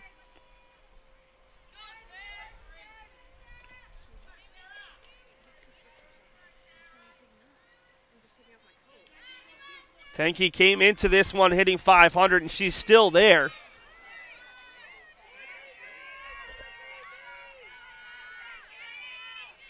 Rather, came in hitting at .333, a .500 on base percentage still there. That one's on the outside corner for strike 3, and Greenspan picks up her 6th strikeout, tying her season high that was set on Thursday, and her first strikeout since the 4th inning. Brings up Cameron Geisen. Geisen struck out swinging in her only at-bat. Her pinch hitter, Riley McMahon, had a single back in the 5th inning. Takes a breaking ball high, 1-0. Geisen has not been able to get going offensively this season, now 3 for 16, but she had a really strong freshman season, 372 and 32 at-bats, 7 doubles and 12 RBI. As a sophomore, she fell to 226 as that one hits her in the batter's box. Count moves to 1-2. Geisen got a lot more at-bats as a sophomore, 21 of 93, versus just 32 at-bats as a freshman, but clearly has the capabilities of being a successful hitter at this level. But has seen her batting average drop from 372 to 226, and now she's dipped below 200 with that strikeout back in the 2nd. This is outside. Now it's 2-1. Remember to stick with us after the conclusion of this game for our Beacon Spotlight video with Giovanna Bonilla. Now, if you have other plans, we'll have it for you on YouTube on Monday. As the ball is hit over to the third baseman, Bellata. She'll go to second, and the Beacons get the lead runner. That'll go down as a 5-4 fielder's choice. And Nina Ongaro is retired at second, and it'll bring up the 9 hole, and it looks like it'll be Jordan Fitzsimmons once again. Fitzsimmons grounded out to third to end the 2nd, and then was pinch hit for in the 5th, where pinch hitter Kara Hansen popped it up. She pops this one up foul and out of play, 0-1. Greenspan 1 out away from her program record-setting 7th career shutout. It'll also be her 41st career win. Greenspan struggled a little bit to start her Florida trip, but has totally turned it around as that ball's hit over to Gaeta. Takes one step to the bag, and that will do it. The Beacons earned just their 7th ever win over Western, just their 2nd ever 2-game winning streak against the Colonials, and their 1st ever shutout, as Jess Greenspan sets the program record for career shutouts, and Kira Pressmack hits her 2nd career home run. So you see the final score there, the Beacons winning by a 7-0 final. Let's take a look at our production crew doing a great job on today's webcast. In high school, I was very productive as far as being on the right side. We didn't really play with fences that much, so I kind of just hit it past the outfielders, and because I do utilize my speed a lot, I was able to get around and hit a lot of in the park home runs. I utilize bunting a lot, even from the right side, and just kind of used my speed to just hit singles and make them into doubles, or just any way to get the ball on the bat. A freshman year of college was very frustrating. Being on the field, I was very confident with my defense, and I trusted my ability as far as that. But when I got up to the plate, I was very mentally not checked in, and I definitely struggled as far as hitting and even connecting with the ball. I think just seeing different types of pitchers and more experienced pitchers, I definitely was not ready for it, and I was not expecting it. And even though I put the work in to try and make it better, just mentally I was not checked in at all. January of last year, we were in the midst of our 5 a.m. practices, and my coach came up to me and had a individual meeting with me and asked me how I felt about switching over to the left side and seeing if I was willing to try it, if it's something I've ever thought about, or just to see if it was even possible for me to try it. And it was something I was approached about growing up with different travel coaches, but I never seemed to spend too much time on it to actually try and make it work. So my coaching staff took me to the side and we started doing little basic drills, and I didn't even touch a bat until maybe 1.5 months of just doing footwork and speed and seeing different hand-eye coordination that was necessary to switch over. I was very unsure about how I would go about it, because it is a total different side of the plate and something I've never done before. And since I'm older in my career, it was kind of hard to adjust to that whole other side and just seeing the ball a different way and seeing different pitches go a different way and just not really expecting things from the left side. So the beginning was very frustrating, and especially during games in Florida of last year, I wasn't really connecting and I was getting frustrated. I looked awkward. It felt awkward, and it just was very frustrating in the beginning. But after really trying and looking at drills on different websites and following different people and different D1 college girls that are slappers, I was able to just kind of learn from them, and my coaching staff really helped me and really took the time to make sure this was something I felt comfortable with and something that I was willing to try. And as soon as I didn't feel comfortable with it, they were more than willing to put me back on the right side and try and make it from there. But I really just wanted to do as much as I could to just get on that field and get a starting position. I honestly didn't really feel comfortable with it until maybe halfway through last season. My biggest struggle was my timing. So seeing different pitchers, it wasn't really helping me learn timing. You go from a fast pitcher to a slow pitcher the next game, and everything was just getting kind of mixed up. So I think halfway through the season, when I actually learned the steps and watched different things, I was able to learn what would help me specifically as far as timing. And I played summer ball last summer, and I was able to also work on that and take the time to just not get coached in college softball, but to just see that and be able to take it personally. And then I think just this year, I feel a lot more confident about it. It was beginning to work in Florida, and I think the more I just keep hitting, the more confident I get about it. I'm starting to learn how defense works as far as where I need to hit it to get on base. I've learned that I'm actually a lot faster than I think I am, so also doing that. As far as just getting on the base path, I just have to hit the ball. And I think just the more I hit it, the more confident I get. And now the 1 year of experience definitely has helped me. So I definitely consider myself an actual slapper now. This year's been pretty awesome so far. I know it just started, but we're already like more than a dozen games in, and I'm feeling pretty good as far as how I'm doing offensively.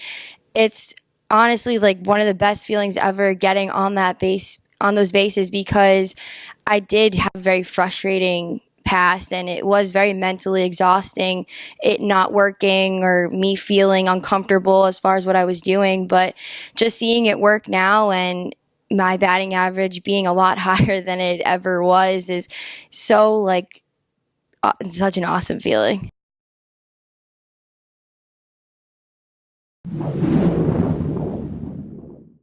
In high school, I was very productive as far as being on the right side. We didn't really play with fences that much, so I kind of just hit it past the outfielders. And because I do utilize my speed a lot, I was able to get around and hit a lot of in the park home runs. I utilize bunting a lot, even from the right side. And just kind of used my speed to just hit singles and make them into doubles, or just any way to get the ball on the bat. A freshman year of college was very frustrating. Being on the field, I was very confident with my defense, and I trusted my ability as far as that. But when I got up to the plate, I was very mentally not checked in, and I definitely struggled as far as hitting and even connecting with the ball. I think just seeing different types of pitchers and more experienced pitchers, I definitely was not ready for it, and I was not expecting it. And even though I put the work in to try and make it better, just mentally I was not checked in at all. January of last year, we were in the midst of our 5 a.m. practices, and my coach came up to me and had a like individual meeting with me and asked me how I felt about switching over to the left side and seeing if I was willing to try it, if it's something I've ever thought about, or just to see if it was even possible for me to try it.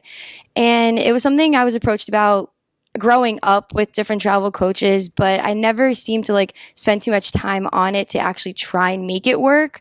So my coaching staff took me to the side and we started doing little basic drills, and I didn't even touch a bat until maybe like 1.5 months of just doing footwork and speed and like seeing different hand-eye coordination that was necessary to switch over.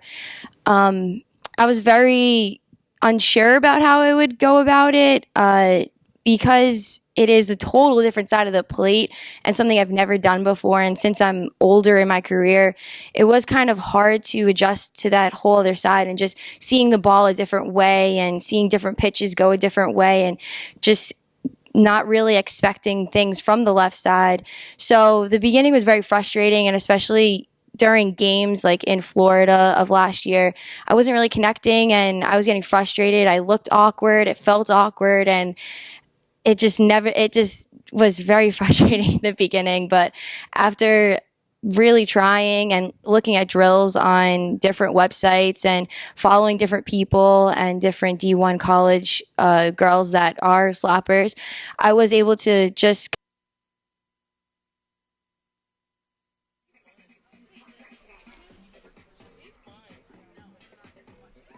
Hello and welcome back to the UMB softball field. The Beacons, winners of game number 1, earn their 10th win of the season and first conference win. Western drops their conference opener. They've now lost 2 in a row. They sit at 8-5, 0-1 in conference play. Let's give you a recap of that first game. For the Beacons, a 7-0 victory. Jess Greenspan, the Beacons' junior starter, earns her 3rd career win in 5 starts against the Colonials. 7 innings pitched, 4 hits, no runs, 0 earned, 6 strikeouts to 0 walks. That is her program record-setting 7th career shutout and 41st career win. For the Beacons offensively, well, a lot of players had decent days, but Kira Pressmack had the big hit of the game, with the Beacons already leading 4-0 in the 5th inning.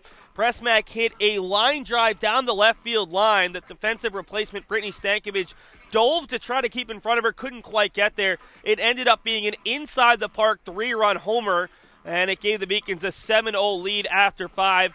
Pressmack finishing 1 for 3 with a run scored, 3 RBI. Her 2nd career home run, the lefty slapper, both have come by way of the inside-the-park home run. The Beacons got multiple hits from Giovanna Bonilla, Roxanne Vento, and Ari Bellata.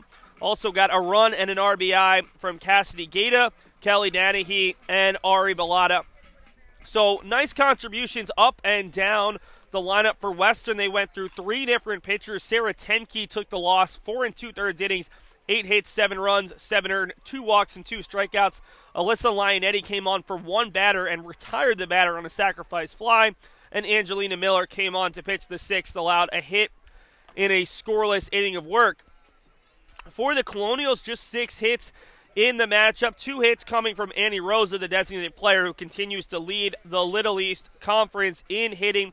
Also got a hit apiece from starters Erica Bauer and Sarah Tenke, and 2 hits from pinch hitters. The Colonials suffer a loss. They've now lost 2 in a row against the Beacons for just the second time. The Beacons coming into today trailing the all-time series 41-6. UMass Boston has never swept the Colonials in a doubleheader. They'll look to do that now.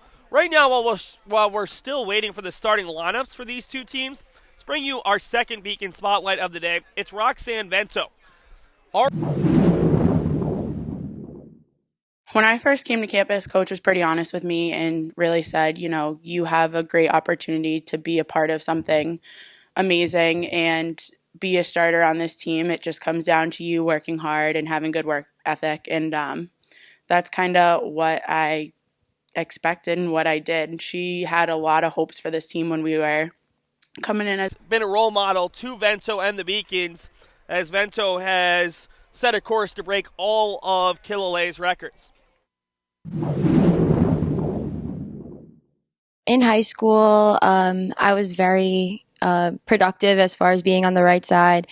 We didn't really play with fences that much, so I kind of just hit it past the outfielders. And it was a group of freshmen, and it was pretty exciting to get to work with all the girls from my freshman class. The first thing I knew about Sue is that she was probably one of the best Beacons softball players in Beacon softball history. Like I said, she holds basically every record, and we joke about it a lot, but she has so much knowledge, and in the last 4 years, I've learned so much from her, not just on the field, but off the field stuff, and we work with each other a lot, especially with my offensive and defensive stuff. She was a catcher, so I feel like I've really elevated my level of play, not only because of Coach Bart and Dags, but also because of Sue. I think that with Sue being a catcher and being a part of this program, she understands a lot of the ups and downs, the challenges we face, the importance of conference games because she's played the same teams and the same coaches. So she kind of has had the experience. So when we struggle, not just myself, but anybody on the team, we kind of look to her and say, how did you do it? How did you approach it? And she gives all of us the best advice she could possibly give. And I think that we're all super grateful for that because she's done a really good job at it. It's pretty exciting, breaking a ton of records, especially being that most of them are Sue's and she's an assistant coach. It's fun because we kind of talk about it a lot. We go back and forth and joke about it. But when it comes to what it means to me and the people around me, it's just nice knowing that I have the support from everyone on the team and they're the ones that make it easy. A lot of those I wouldn't be able to do without them or the coaching staff. So having them, it's super helpful and they really do make it easy. The record that I would be most proud to hold at the end of my career would definitely be the career hits.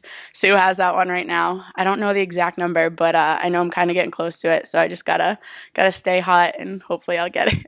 Definitely something that I've enjoyed being a senior and looking back at everything that we've done and everything we've been able to accomplish. It's definitely been a lot, especially for this program. So being able to walk away after 4 years and say that I gave everything I could give to this program and look back and say we did a lot it's exciting. It's not over yet. We still have a lot more work to do and we have a lot more left we want to accomplish, but being able to look back, it's nice to know that we've made an impact on this program.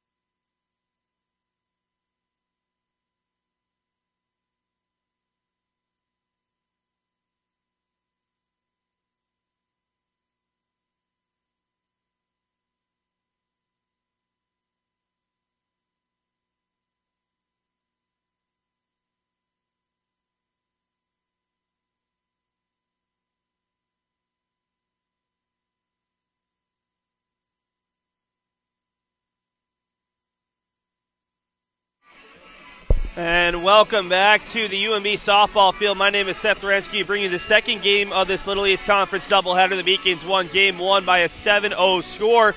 See the Beacons freshman pitcher out of Amesbury, Massachusetts. It's Haley Catania, the freshman righty out of Amesbury High School, where she was a softball and field hockey player, named the Player of the Year in the Cape Ann League, where she also earned team MVP honors. Her team at Amesbury won 4 straight Cape Ann League titles, and she led her team to the Division III North Sectional title as a freshman. As a freshman here at UMass Boston, making her 9th appearance and 8 total start, 2-3 in 51 innings of work, 3.43 ERA, which comes in just below or just above Jess Greenspan's by .02, 19 strikeouts versus 18 walks. 67 hits allowed in those 51 innings, 38 runs, 25 earned. She will face off against a similar-looking Western Connecticut State lineup to Game 1, in which they were held to just 6 hits, as Rachel Merrill flares it over to Kelly Danahue, drops it, and the Beacons hand it off, and they're going to call her out. It's going to go down as a 4-3. It should have been a 4U pop-up, but Danahue bobbled it, and then able to hand it over to the first baseman, DeCenso.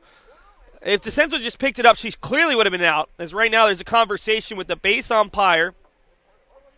That is Paul Powers, who was behind the plate for Game 1.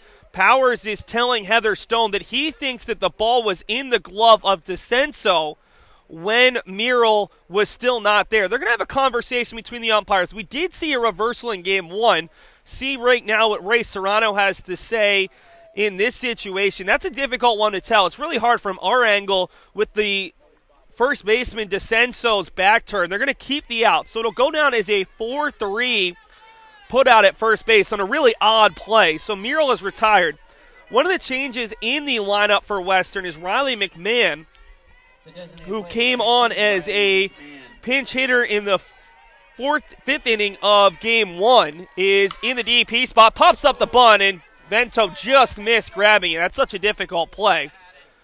So McMahon is in the lineup ahead of Annie Rosa. She's still hitting third, although she moves from DP to catcher. Charlene Plazinski stays in the cleanout spot playing short. Nicole Manani is hitting fifth and is the first baseman. Natalia Hart hits sixth and will play center. Erica Bauer hits seventh and will play right field. So it's now 0-2 to McMahon. Kayla Jessup hits eighth and plays third, and Jordan Fitzsimmons plays second and hits ninth. So essentially the exact same lineup with the exception of McMahon as the 2-hole. That's a little bit low. Game 1, it was Banani hitting second, but she moves down to the 5 spot. McMahon, a sophomore out of South Windsor, Connecticut, stands at 5'9", swings, it misses at the fastball high and away. That's the first strikeout of the day for Catania, after Greenspan had 7 strikeouts and no walks in Game 1. Brings up Rosa, who had a pair of singles out to right field, finished 1 for 3. She also grounded out to second. Rosa came in leading the conference in batting average, and she still will be there after Roxanne Vento went 2 for 4. Those two players came in first and second in the conference, both hitting over .530. Rosa, .556 coming into the day with an on-base percentage over .600 and a slugging percentage over .950. Peel down to first, and Rosa did not go. So the count is at 2-0 to the 3-hole hitter and sophomore out of Washington, Connecticut. Rosa had her best game of the season against New Jersey City University in an 11-0 victory back on the 11th of March. 4 for 4 with 2 runs scored, 4 RBI, 2 doubles, and a home run. Very impressive stat line in that victory. They were down in Florida for 12 games before taking a 2-week break and then playing UMass Boston today. This is their first and second games since the 15th of March. 3-1 count to Rosa with the powerful cleanup hitter Charlene Plazinski on deck. 3-1 offering, a little bit too far inside, and there's the first walk of the day, worked by a Western Connecticut State batter. Bring up Plazinski, the 2017 Little East Conference Rookie of the Year. where she was a third-team All-Region shortstop.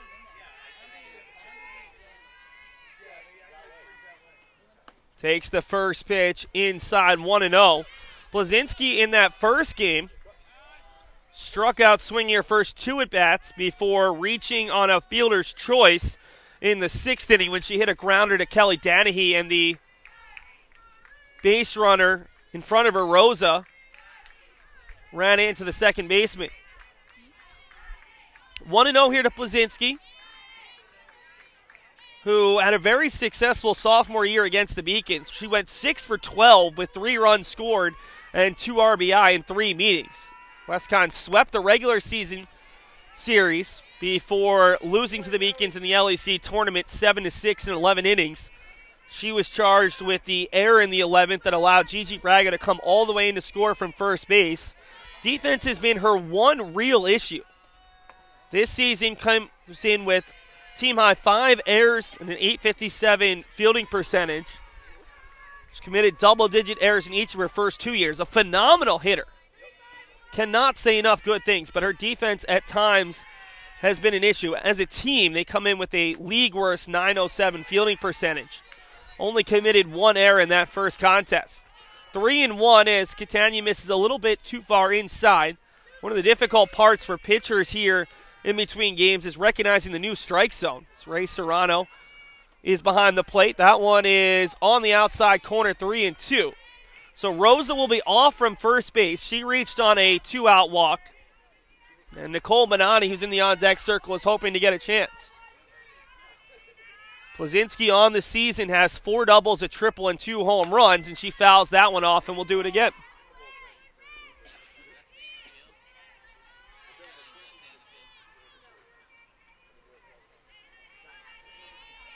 In game number 1, Jess Greenspan set the program record for career shutouts, breaking a tie with Emily Wolf and Michelle Zulo. Roxanne Vento tied the program record for doubles with her 41st home run, as that one is low. And so all of a sudden there's 2 on with 2 outs after back-to-back walks. Brings up Nicole Bonani. Started game 1 in the 2-hole. Game 2, she's in the 5 spot. We'll see if that pays off. She lined out to left, grounded out to second, and grounded out back to the pitcher. 0 for 3 in game 1. Takes the first pitch high and outside, 1-0. Bonani, a senior out of Norwalk, Connecticut, at 5'2". As a freshman, she hit .216 in 37 at-bats. As a sophomore, hit .200. Fouls that one off. As a junior, Bonani hit .186, so she actually went down all 3 years before hitting a robust .348 as a senior.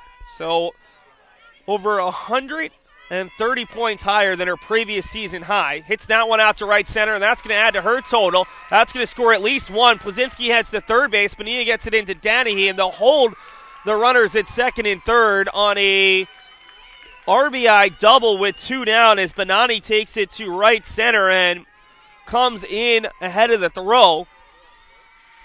So that's the first run of the day for the Colonials and their first lead. Plazinski's at third base, Bonani at second for Natalia Hart. Hart went 0 for 3 in game 1, a pair of strikeouts and a line drive that was knocked down by Greenspan in the circle, and she threw her out. Natalia, junior out of Milford, Connecticut, 5'6".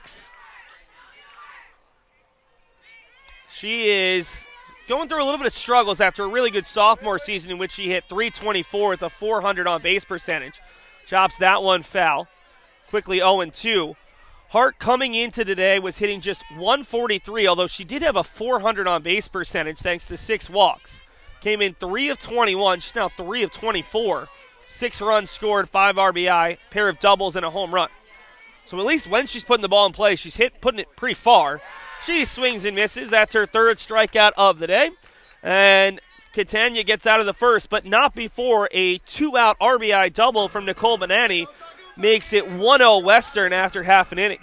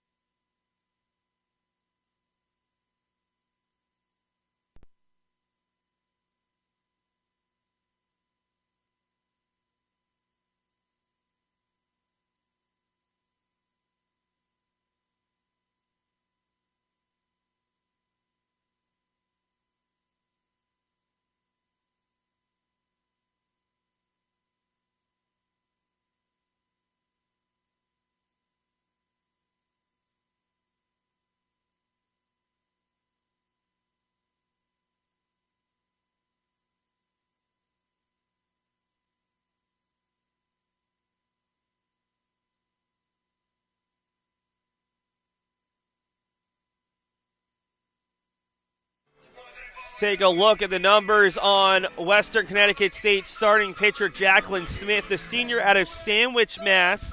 Stands at 5'9". Senior year, 8th appearance, 5th start. Both of them tops on the team. 1-1 with a team best 1.98 ERA. It's actually her 9th appearance as she pitched an inning in relief. Allowed 1 hit in game 1. 35 and a third innings, which is also first. A team high 23 strikeouts versus 6 walks. She's allowed a team high 43 hits, 22 runs, and 10 earned. Has a team high 2 complete games. She's pitched now in 5 in a row and 6 of the team's last 7 games. Last start came back on the 14th of March when she allowed 11 hits, 7 runs, 3 earned. Struck out 5 over 7 innings in a loss to North Central Minnesota. Also came on in relief against SUNY Canton and Brockport. And then, of course, in that game 1 appearance against UMass Boston. In that first game against the Beacon, she came on in the 6th inning and retired Giovanna Bonilla and Roxanne Vento, both on groundouts to the first baseman. Allowed a hit to Kaylee Ruggiero, but then Gigi Braga, the Beacon's pinch runner and current hitter, was thrown out trying to steal second. A little bit outside, 2-0 to Braga, who went 0 for 3 in that first game. A ground out to third, a strikeout swinging, and a ground out back to the circle. Struggling a little bit right now at the plate, trying to get things going. She's such a weapon if she can reach base because of her elite speed. Right now, she has a couple words with the dugout, just as Annie Rosa has a couple of words with Jacqueline Smith of encouragement. Going to get you the defensive alignment for Western in a moment, trying to get in the scorebook first.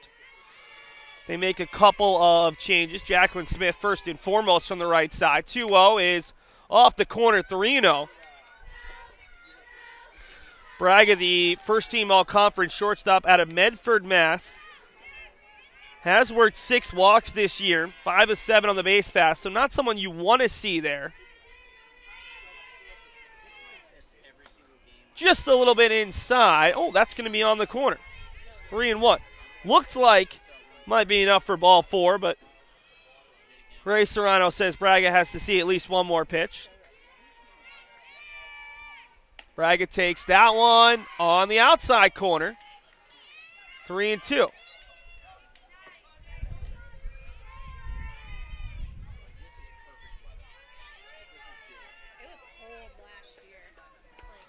So after back-to-back strikeouts and a little bit of an adjustment with that right cleat, Braga's going to step back into the batter's box at 3-2. Swings and misses. And that's the first out of the bottom of the first inning as Braga has a conversation with Bonilla and Vento, pair of hitters who will see similar pitches from the left side.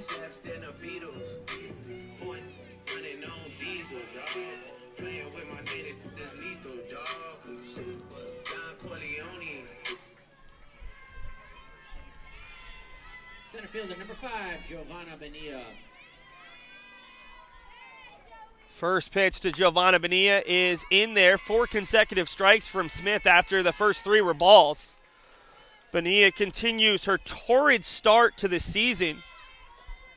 The junior out of Queens, New York in game 1 went 2 for 4 with a pair of singles and a run scored. Quickly behind 0-2. Bonilla with that 2 for 4 mark is now 29 of 61, hitting just under 500. The league high 19 runs scored. Smith gets the sign. Takes a while. Now the 0-2 bounces up there. Bonilla to be followed by Roxanne Vento, the 3-0 hitter and catcher. Ari Bellata hits in the cleanup spot, plays third. Kelly Danahy hits 5th and will be the second baseman. The lone change in the lineup. Alyssa Tully's the designated player in for Jayla Blackman hitting 6th. As Bonilla hits it back to the pitcher on a hop. And Smith throws out Bonilla for the second out of the inning. Beacon's other change, actually, so there's 2. Tori DeCenso will hit 7th and play first base over Cassidy Gata. Kira Pressmack hits 8th and plays left. And Taylor Paulina hits 9th for the second consecutive game and plays right field. For Western, a couple of defensive changes in terms of where they're playing. Rachel Murrell in game 1 was the center fielder. She's in left. Natalia Hart is in center. Erica Bauer moves from left to right. The infield stays the same. Kayla Jessup, Charlene Plazinski, Jordan Fitzsimmons, and Nicole Bonani are on the infield. Annie Rosa is in there instead of Cameron Geisen behind the plate. And Jacqueline Smith is the starters. That ball's hit back to the second baseman for Fitzsimmons. And Vento is retired. So the Beacons go down 1-2-3 in the first. They trail 1-0 after 1 here at the UMB softball field.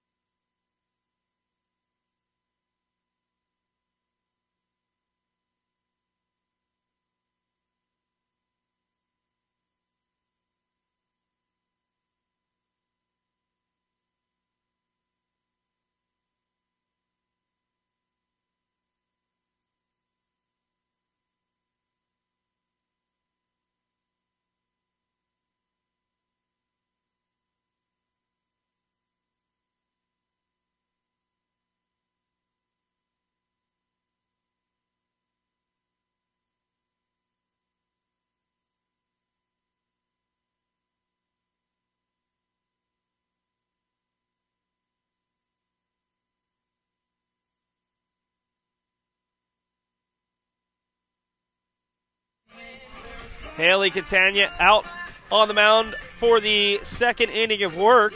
She faces 7, 8, 9. Retired the first two batters she faced, but then walk, RBI double out to right center and strikeout. Allowed Western to put a run up on the board. It'll be Erica Bauer, the right fielder, to be followed by Kayla Jessup, the third baseman, and Jordan Fitzsimmons. Right fielder number 28, Erica Bowers. Bauer takes it on the outside corner at the fastball for strike one. Erica doubled to left, then was doubled to left, grounded back to the pitcher, was replaced defensively, came back on, reached on an error by the third baseman, and then was pinch ran for. So she finished the game 1 for 3 with a double. Western Connecticut State might lead the country in changes.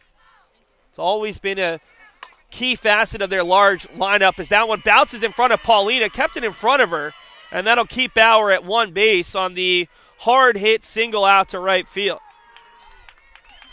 I do wonder with how well and how few pitches Jess Greenspan threw in game one, if we'll see Greenspan potentially come on as a reliever if Catania struggles. Third baseman number 14, Caleb. Greenspan was absolutely dominating in that first game, and this is a game you can sweep Western Connecticut State. You're going to be very, very happy. The Beacons have never done that as the bunt goes foul off the bat of Jessup.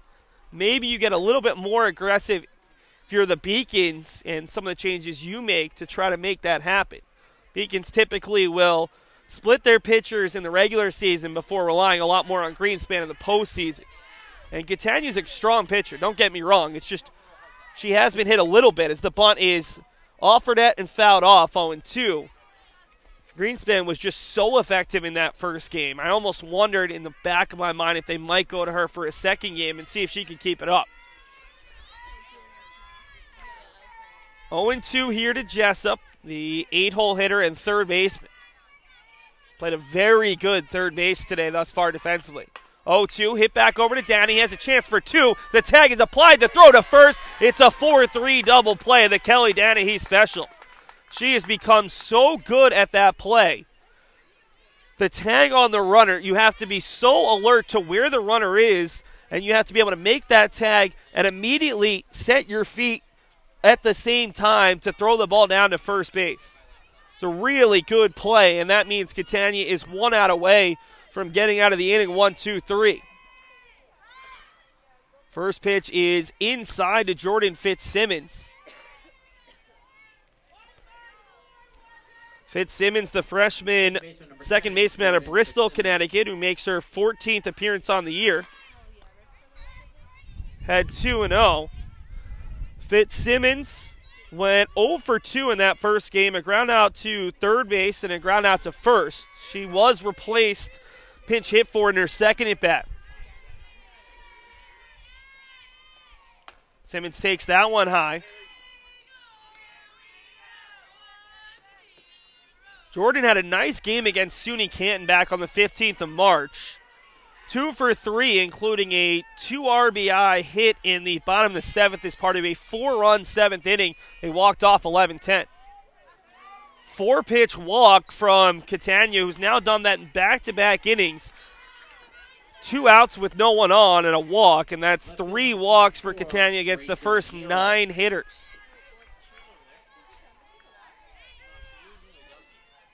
Catania on the season had allowed 18 walks in 51 innings, which is not a bad ratio.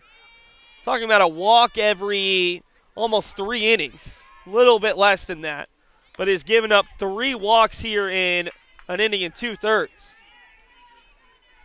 Brings up Rachel Merrill, who grounded out to second base to start this contest. Beacons really want to limit the potential rally here in the second as that one gets away all the way back to the stop on the wild pitch. There's a runner in scoring position with 2 down. You want to get Merrill or McMahon because Annie Rosa, who right now is still in the dugout, would be up in 2 more batters in the hole. Rosa's hitter could easily open up a huge lead with 1 swing of the bat. Just a terrific hitter who already today has reached 3 times in 4 trips to the plate. 1-2 here to Rachel Merrill. Still looking for her first hit of the day. 1-2 from Catania, hit over to the first baseman, DeCenso, who steps on the bag. We've seen a lot of that today from both sides. So Catania allows a walk and then a wild pitch, but strands Jordan Fitzsimmons at second. It's 1-0 through an inning and a half.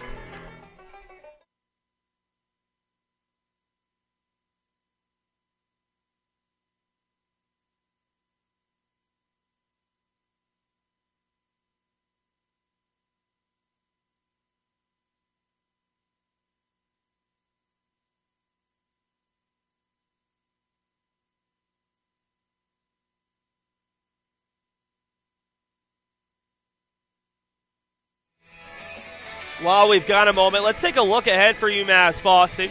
6 of their next 8 games will be on the road. 6 of their next 8 games will be in conference play. This is a tough stretch for UMass Boston. They will play 5 of the top 6 teams in the LAC preseason poll, with the Beacons being that 6th team to start conference play. They've already lost their first 2 games to Plymouth State here at home last Saturday. Then they took one against Western. So if they can earn a win here in Game 2, a 2-2 against 2 teams that were picked first and in a tie for third with UMass Boston, feeling pretty good. But the Beacons on Tuesday travel to UMass Dartmouth, picked 6th in the preseason poll. Then they host Framingham State on Thursday in non-conference action. Travel to Eastern, who is picked first overall, and then travel to Southern Maine, who is picked 5th. So a lot of tough games to start. If you can come out at 500 through these first 10 conference games, even at 4-6, you got to feel pretty good about your chances to make the LAC tournament, as the Beacons will finish off their conference season with games against Keene State, Rhode Island College, and Castleton, picked 7, 8, and 9. Not necessarily in that order. The other thing is 6 teams make the LAC tournament in softball, so you just got to be the top 6. Beacons did it last year, winning their final game of the regular season and getting some help to earn the 6th seed, and then they went 4-0 in the conference tournament. Zari Bellata, high chopper, and that gets underneath Charlene Plazinski. And it's going to be another hit for Ari Bellata. Ball never really came up after the high hop. And Ari Bellata continues her torrid streak this week. She's now 3 for 4 on the day and 12 for 15 on the week. The second baseman, number 8, Kelly Danahy. That brings all-conference second baseman Kelly Danahy to the plate. Had a really nice day defensively and had an RBI in Game 1. Kelly finished that game 1 for 2 with a single to center, RBI ground out, and a walk and a run scored. She came home on that 3-run inside the park home run from Kira Pressmack.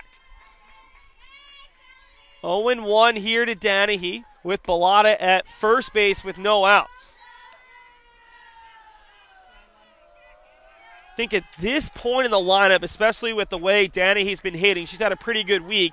You don't think about the bunt. If you're a little bit lower, maybe you think about the bunt already trailing by a run. 1-1 hit right at Plazinski. This should be enough for a double play as Bellotta's not back in time, and that will go down as an L6-3. Absolutely scalded, but right at Plazinski, who's got a strong arm.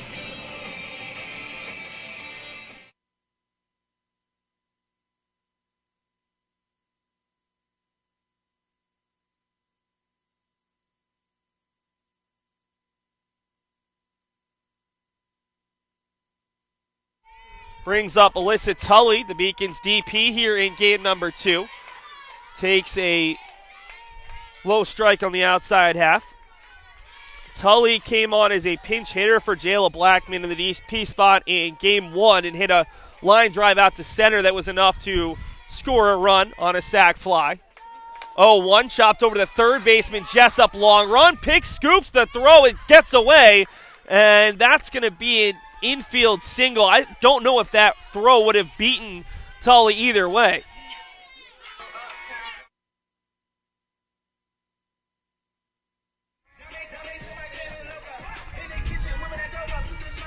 So Tully picks up her first hit, the Beacons' second of the day and second of the inning against Jacqueline Smith, and they'll bring up Tori DeCenso, who did not play in game number 1. She's split starts this year with Cassidy Gata, a pair of first basemen who came in together as freshmen last season.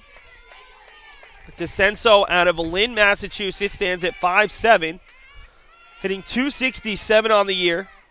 She fouls it back, 0-2. 303 on base percentage, 333 slugging percentage, 8 of 30 with 5 runs scored. 6 RBI, has 2 doubles. The issue has been the strikeouts with 11 of them in 30 at-bats, just 2 walks. Has played very good defense, 0 errors on the year. Pops it up foul. That should get out of play, and it will.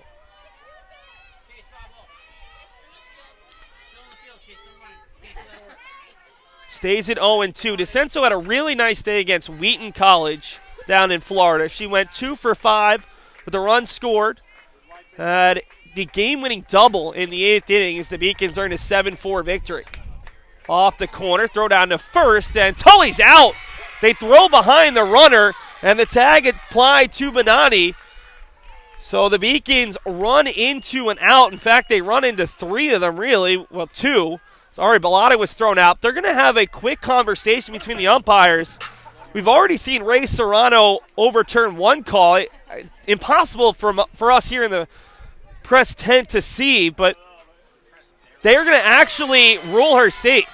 So the second time today that Ray Serrano has overturned his partner, and the count will run to 1-2 here in the bottom of the second with 2 outs. So new life here for Tor DeCenso and the Beacons. And it's such a rarity with this 2-man crew to see an umpire overturn a call, but Ray Serrano twice has done it today. That one I couldn't tell you whether she was safe or not.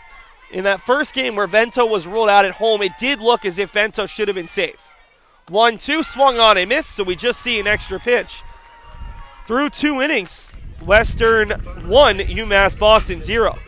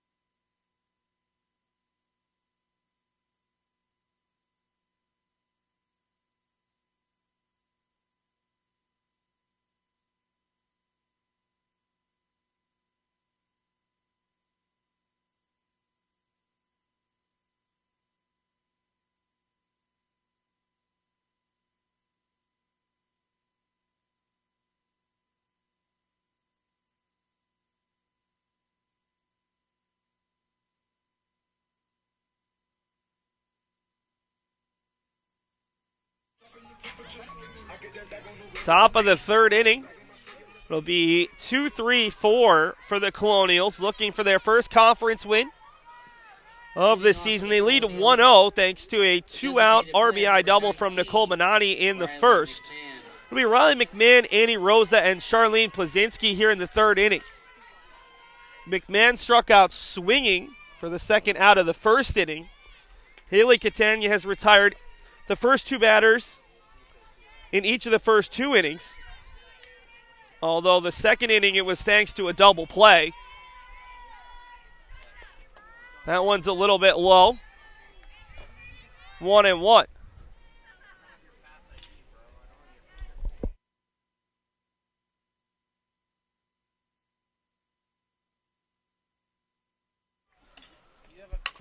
Hit over to the shortstop, Braga. This is going to be a long throw. It's over there in time.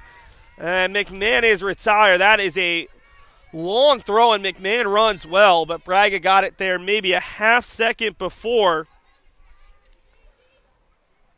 McMahon could get there. And again, the Beacons executing the game plan. No runners on for Annie Rosa, who has all the pop along with Plazinski. Nothing else.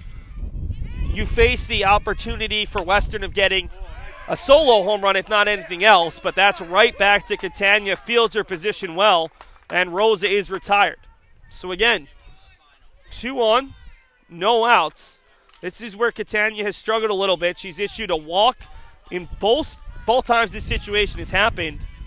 And 4 of the 5 base runners that have reached against her have come with 2 on and no outs to begin that situation.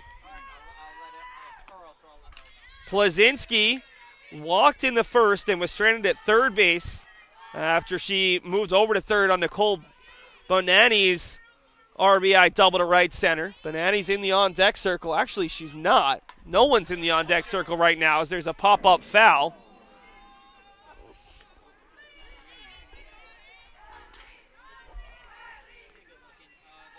One and one to the cleanup hitter. Make it 2-1 now to Plazinski, who's still looking for that first hit of the day. 0 for 3 in game 1.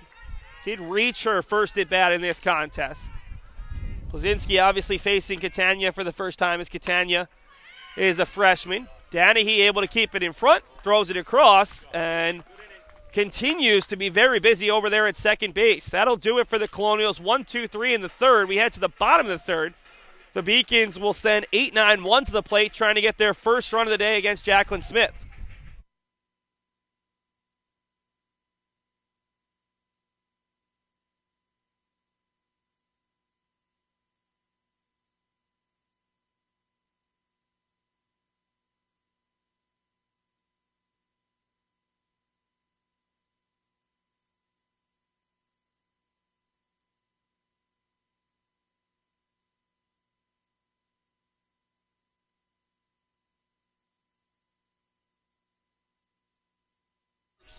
Take a quick look around the rest of the conference.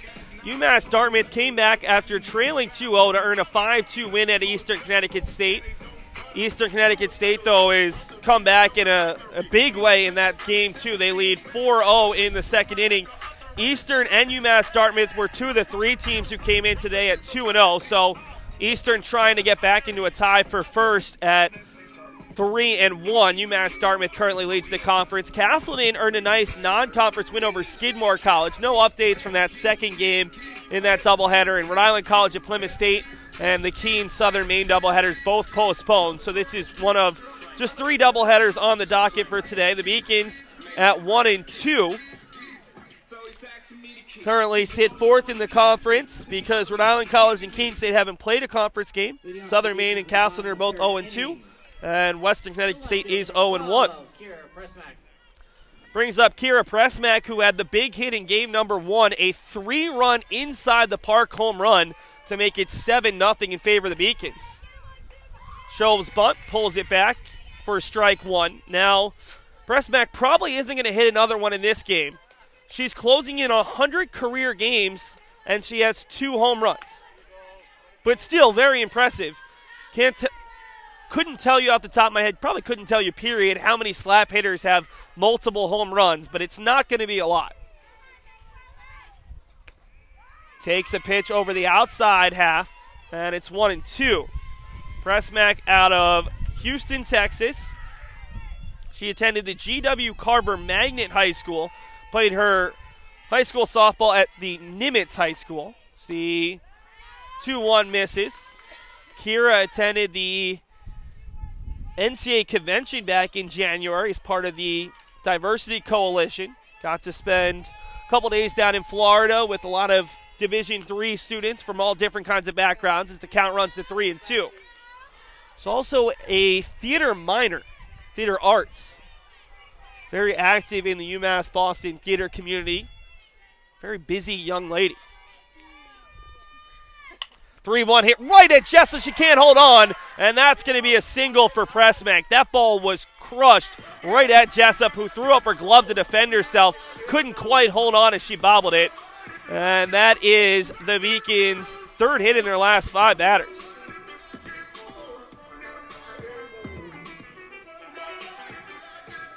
So Pressmack aboard, the Beacons' second consecutive leadoff base runner.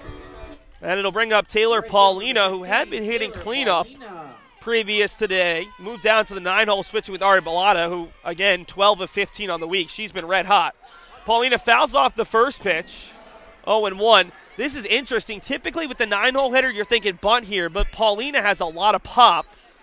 So they're going to see if she can potentially deliver a run-tying double or maybe even a home run. She's hit a few in her collegiate career. 0-1, shows bunt, pulls it back, gets in and out of the glove of the catcher, Rosa. Taking off for second on the pass ball is Pressmack. Pressmack was not going on the pitch, but when Rosa dropped it, she's able to take second. Heather Stone is going to have a meeting just with her battery here. Rosa and Jacqueline Smith. Count is 1-1. Pressmack is at second. Paulina's at the plate with no outs. Now, if you can get a bunt down, you move Pressmack over to third base with just 1 out. Give yourself a great chance to tie the game. Be interesting to see what Heather Stone elects to do with her defense, but right now the conversation just with Smith and Rosa. Rosa forced to catch in the games that Smith pitches because Smith doesn't hit, whereas in the previous game, Sarah Tenke, also a first baseman, she hit for herself, so that meant Rosa was the designated player, and the slightly better defensive player, Cameron Geisen, was behind the plate. So a little bit of a trade-off. You keep the extremely talented bat, number 1 hitter in the conference in the lineup, but you lose a little bit of that defensive stability behind the plate. Runner on second with no outs. Paulina swinging and fouls off another one. So there goes the opportunity for a bunt as it's now 1-2.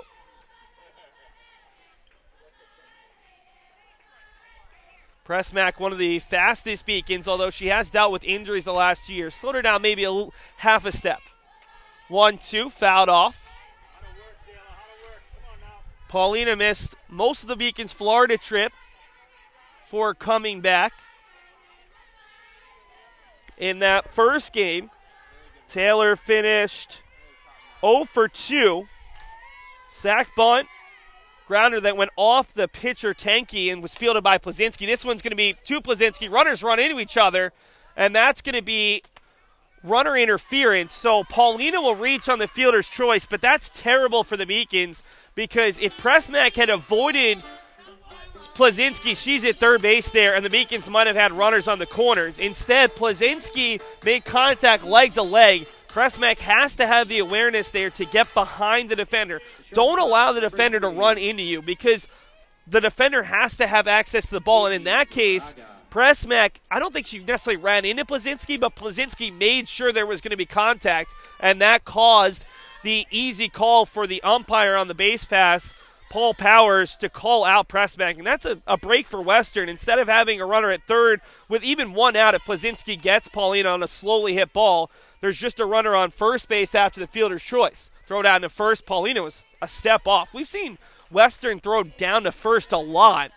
Almost got Tully in the second inning.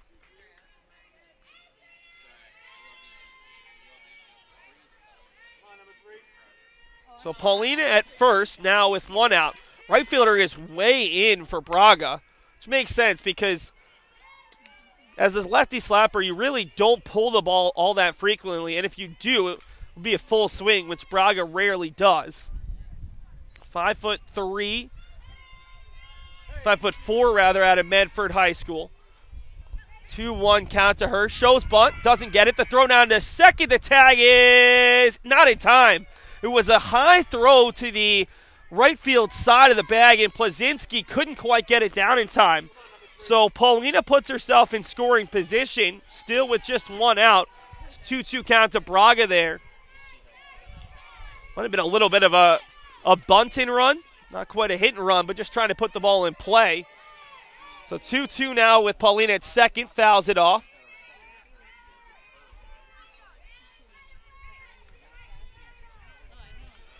Braga struck out swinging to start the bottom of the first. She has one extra base hit this year. It was a triple against Emmanuel to lead off game number 1 of that doubleheader. Her first career triple. Does have 5 RBI. Takes it low and outside. Count runs full. 3-2 with Giovanna Bonilla due up next. The infield is in everywhere but the first base spot. That's Nicole Manani. 3-2 pitch. Braga fouls it up and off the top of the western dugout. Continue along.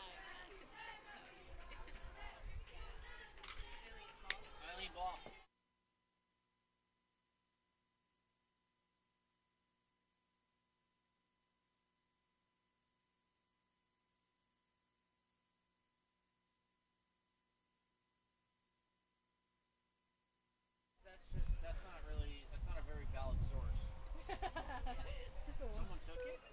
Where did they take it to?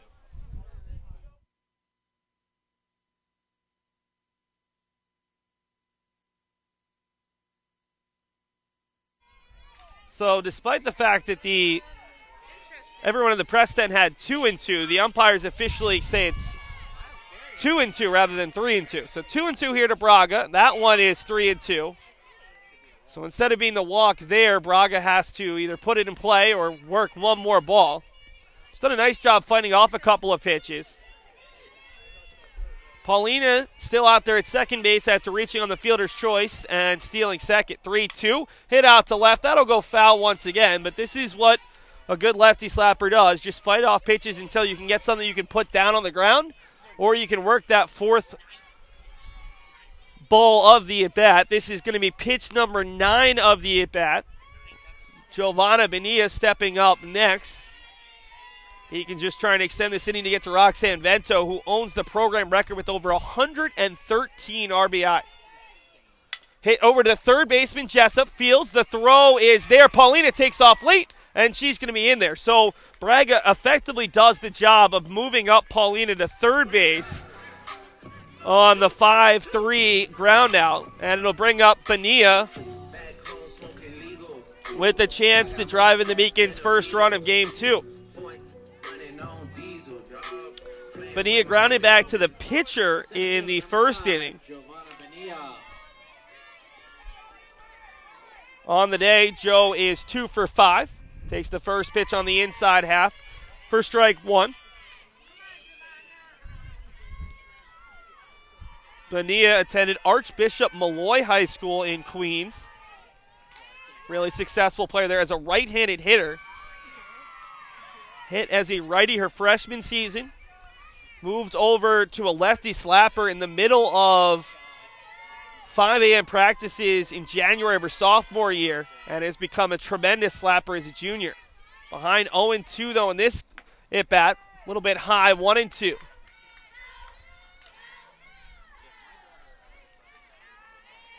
Paulina over there at third base reached on the fielder's choice after Pressmack was called out on fielder's interference. 1-2, hit over to Plazinski. Tough play. The throw is not in time, and that's going to be an RBI ground out. So the umpires are talking to each other because the fielder on the umpire on the far side wasn't close to the first base bag. They ruled her out. It looked like she clearly beat it on the near side. as the question from the field umpire was whether or not the first baseman held the bag. It looked like it didn't matter, but for the second time in this game, third time today, they're going to have a discussion, and they're going to rule her safe. So that's 3 times today UMass Boston has argued a call effectively, and it's at least twice out of the 3 times. It's been pretty clear here from our angle that they made the right decision. So it's an infield single for Bonilla, who's now 3 for 6 on the day. Paulina comes in to score, and the Beacons extend the inning. Heather Stone having a conversation with Ray Serrano. I don't think Heather Stone is Ray Serrano's biggest fan. All 3 times, Ray Serrano has been, well, the first 2 specifically, he was the one who overturned the call of Paul Powers. That time, it was kind of impossible to tell what was called originally, but they had a conversation. And they could overturn this a second time. But I believe they're going to leave Bonilla over there at first base as she was able to beat out the throw. So now it's easier because Powers, with the runner on third, was between the shortstop and third baseman. Now with the runner on first base and no one on the left side of the infield, will move over behind the first baseman on the right side. It'll be easier for him to see that bang-bang play. Beacons tie the game at 1 on the infield single from Bonilla. Brings up Roxanne Vento. Takes it on the outside corner. 0-1. Vento has already tied the program record for doubles with their 41st. That came in game 1. As in game 1, Vento had a couple of hits. Hits it right back to the second base bag where Fitzsimmons is there and retires Vento. But not before the Beacons score a run and tie the game at 1 through 3 innings.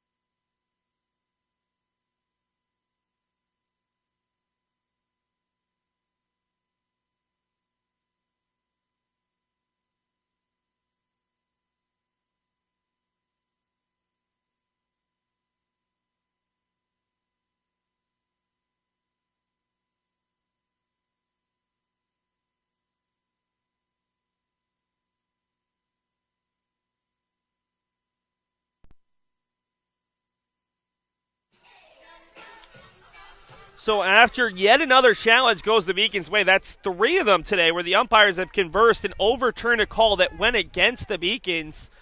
3 for 3. There hasn't been any challenges from Western except for the counter challenge to the Beacons' appeal.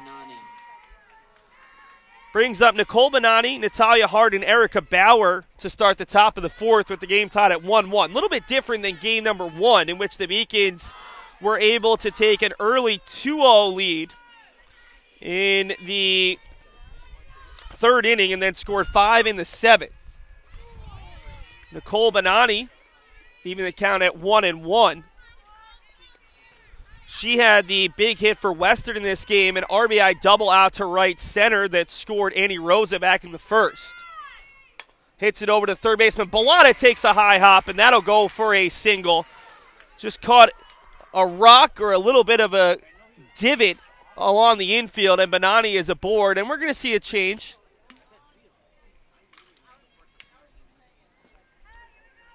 Anytime they get base runners on, they like to make the changes, and let's see who's going to be replacing Bonani at first base, or if it's going to be a pinch hitter. Not quite sure which. Could be both. Appears to be just the pinch hitter. Natalia Hart was due up, but instead we're going to see Jillian Komornick.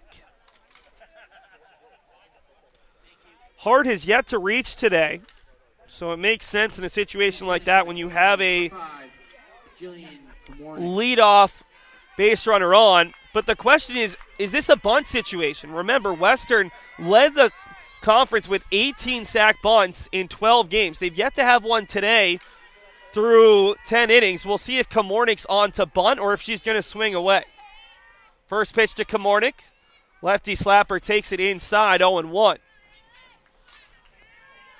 Jillian, a freshman out of Shelton, Connecticut, stands at 5'6". Her sister, Hope, is also on the roster, fellow freshman. 0-1 fouled off. You'd assume they're twins, pair of freshmen, but you never know. Stranger things have happened where a player takes a year off or maybe was injured for a year. Komornik behind 0-2.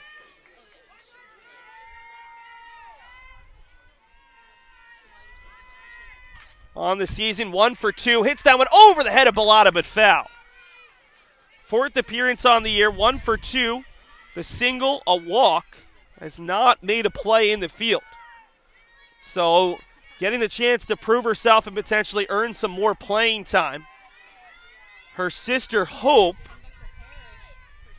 has also appeared in 2 games, still looking for her first collegiate hit. 0-2 again, fouled off the end of the bat. And we'll do it again. So a good little battle here between Jillian Komornik and Haley Catania, pair of freshmen. Erica Bauer is due up next, and it does look like Bauer will hit for herself. She was pinch hit for in game 1. 0-2, another foul ball. So if nothing else, Komornik is making Catania work.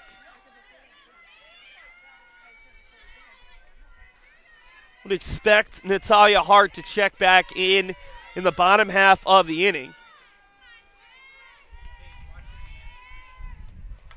Fouled off once again, this time off the wall on the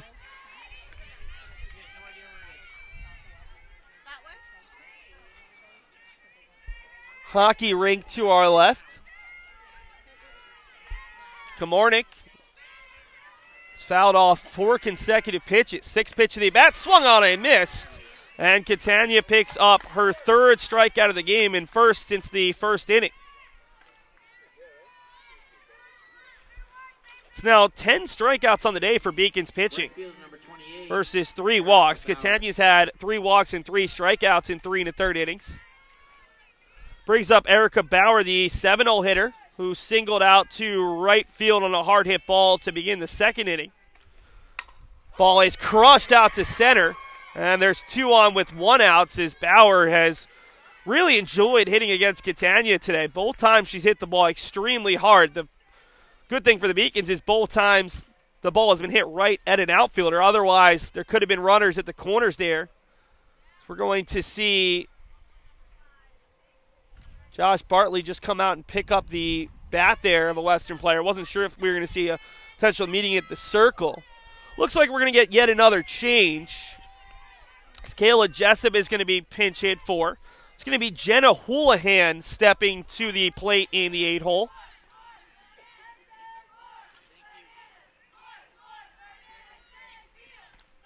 Pinch hitting for the Colonials, number 27, Jenna Houlihan. Houlihan, a junior out of Yorktown Heights, New York, stands at 5'5", listed as an infielder out of Lakeland High School. Again, probably going to see Houlihan check out after this half inning, and now we've got a pinch runner at first base. So we've had changes in this inning in the 6th spot, the 7th spot, and the 8th spot. Over at first base, it'll be Brittany Stankiewicz.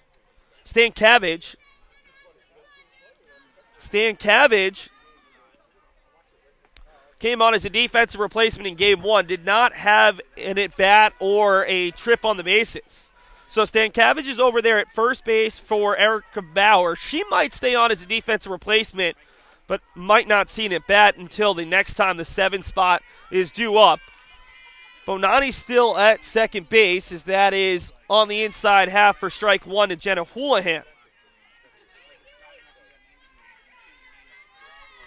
Houlihan making her 12th appearance on the year. 5 for 17, 294 batting average. A little bit low. Nice job by Vento to keep it in front. 1-1. Houlihan, 5 runs scored, 5 RBI, a triple and a home run. 3 walks versus 1 strikeout. Also has a stolen base to her name. Chance to take the lead right back. Hits it over to DeCenso, who'll backhand, take it to the bag.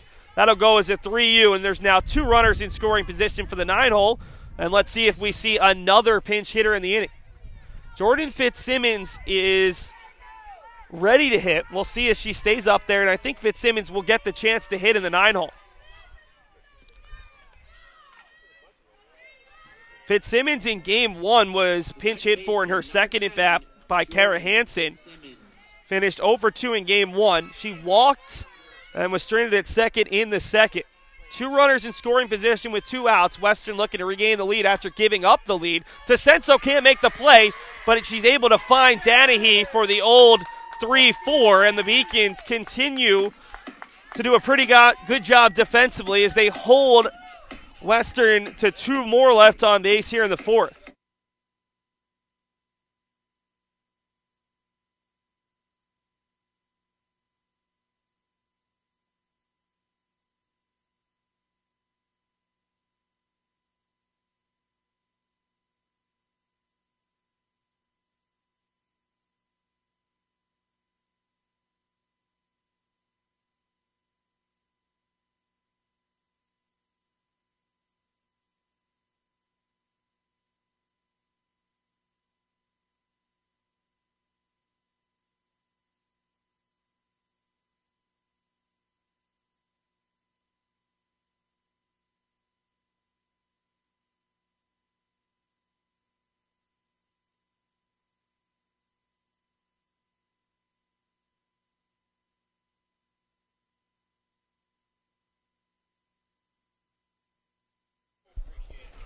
Welcome back. Because of all those insertions in the top half of the 4th, we have a couple of defensive changes for the Western Connecticut State Colonials here in the bottom of the 4th. Natalia Hart re-entered the game, but she moves over to right field. Brittany Stankovic, who came on as a pinch runner, will stay on in center field, and Kayla Jessup has re-entered. So 2 of the 3 players will stay on. Erica Bauer, who I mentioned, was replaced defensively, but then came on as a hitter once again. The next time her lineup spot came up in game 1, will stay on the bench, but you can expect to see her come on again the next time the 7 spot steps up. She's a very strong 2 for 2 in this game. So after a long top of the 4th inning, in fact, back-to-back long half innings, the Beacons step back out for the 4th. They tied it in the bottom of the 3rd on a 2-out RBI single from Giovanna Bonilla, bang-bang play in which the umpires originally ruled Bonilla out before changing the call. Ari Bellata singled on a high hopper, then went underneath the glove of Charlene Plazinski. Difficult play at shortstop in her lone at bat, but was erased on a line drive double play. It's 2-1 now to Bellata, the junior third baseman out of Leominster, Mass. Second team all-conference player a year ago. On the week, she's 12 of 15. Player who did not get a lot of time early in the season because of injuries. And she hits that off the glove in fair territory off the first baseman. That's going to be a hit for Bellata. Diving effort from Nicole Benani, who almost made the catch, but they ruled that Benani was in fair territory, and so it's another hit for Bellata. She goes the opposite way, and Ariana is now 4 for 5 on the day after going 6 for 6 against Salve Regina, 3 for 5 against Bridgewater State in just one game, and now 4 for 5 today. So a leadoff base runner for UMass Boston. And we'll see what the Beacons elect to do here with Danahy, who had a line drive, but right at the shortstop, Plazinski, in the same situation in the second inning, runner on first and no outs. The Beacons have had the leadoff runner reach in each of the last 3 innings. Danahy shows bunt. It's a good one, and that one's going to roll foul. Too bad, because it died right there, but it just took one last revolution in its spin, and otherwise it would have been a fair ball and a difficult play at first base. Instead, it's 0-2.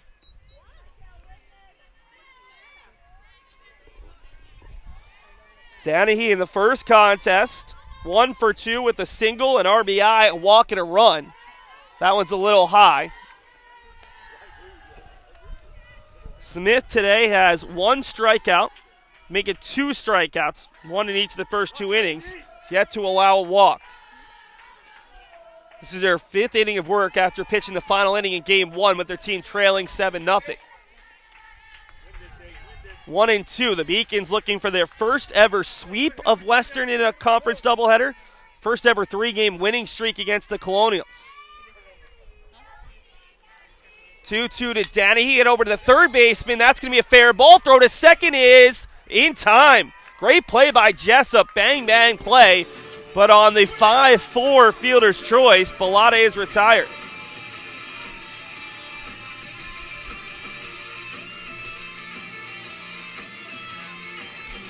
So the Beacons trade places just like they did in the 3rd inning when Pressmack led off the inning with the single and then was called out for interfering with the shortstop. See if the Beacons put Danahy in motion here. Throw down to first, and both players dive back in. Danahy to the bag, and Benatti to make sure that ball didn't end up in right field. Annie Rosa has been very aggressive, especially at throwing in behind Beacons runners at first base.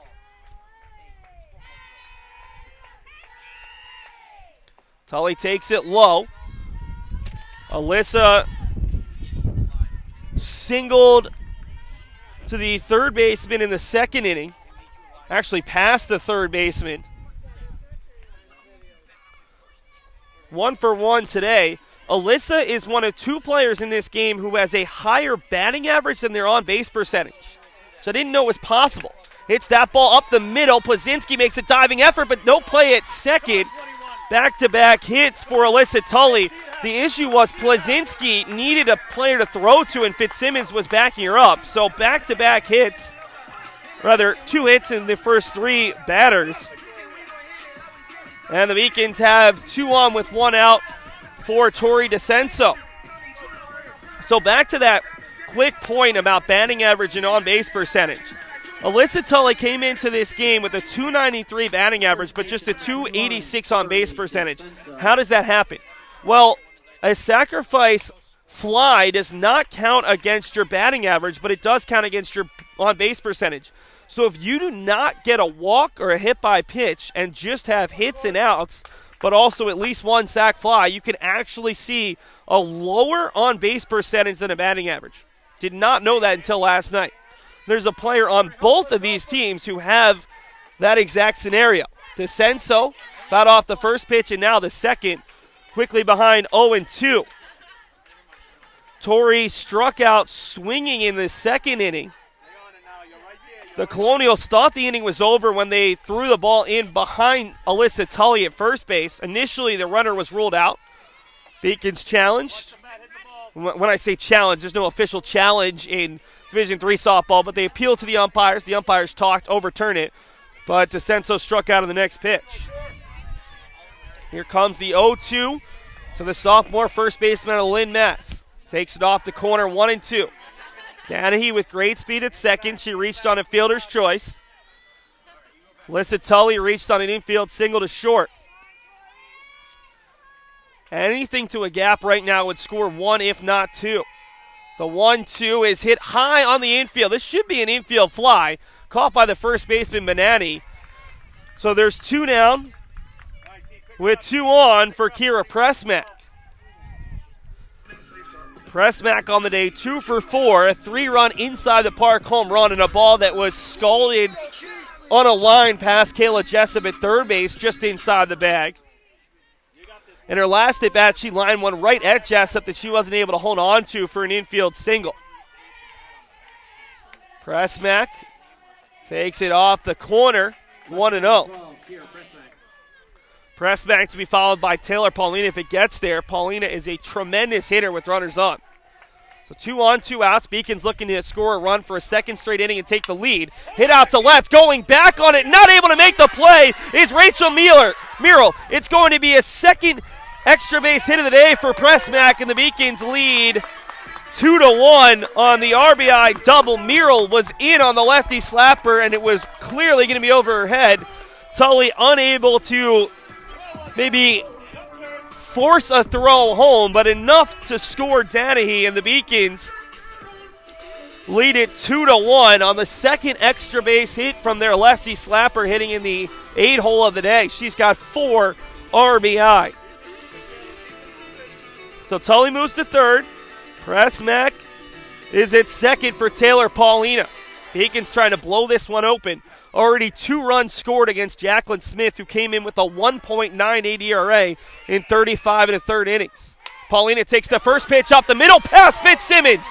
Tully's going to score. They're going to hold Pressmack, who had to wait, not recognizing there were 2 outs. And the Beacons lead 3-1 after back-to-back RBI hits from the 8 and 9-hole hitters. Pressmack really should have scored there, but I think she wasn't sure on how many outs there were, and that kind of cost her. The Beacons in the inning have 4 hits. Not for a great defensive play from Kayla Jessup, where she just beat Ori Bellata on a throw to second on a fielder's choice. This could be a really big inning. Already 2 runs in. Beacons feeling pretty good, up 3-1 in the 4th. See if they can do a little bit more damage. Each of the last 2 runs have come in with 2 outs. In fact, all 3 of the Beacons' runs have been scored with 2 outs today. Braga takes it low. It's 1-1 to the Beacons' leadoff hitter. Still looking for that first hit of the day. Struck out swinging the first. Ground out to third in the 3rd. Braga today is 0 for 5. Shows bunt. It's right in front of home plate. Rosa the throw down to first off the helmet of Braga. Pressmack's going to score. And now taking off for third is Paulina, who's in there. And Braga's going to take second on the throw. Heather Stone is asking whether Braga was in the base pass. And if she wasn't in the base pass, it's a throwing error on Rosa, and the Beacons add a 3rd run in the inning and a 4th run overall.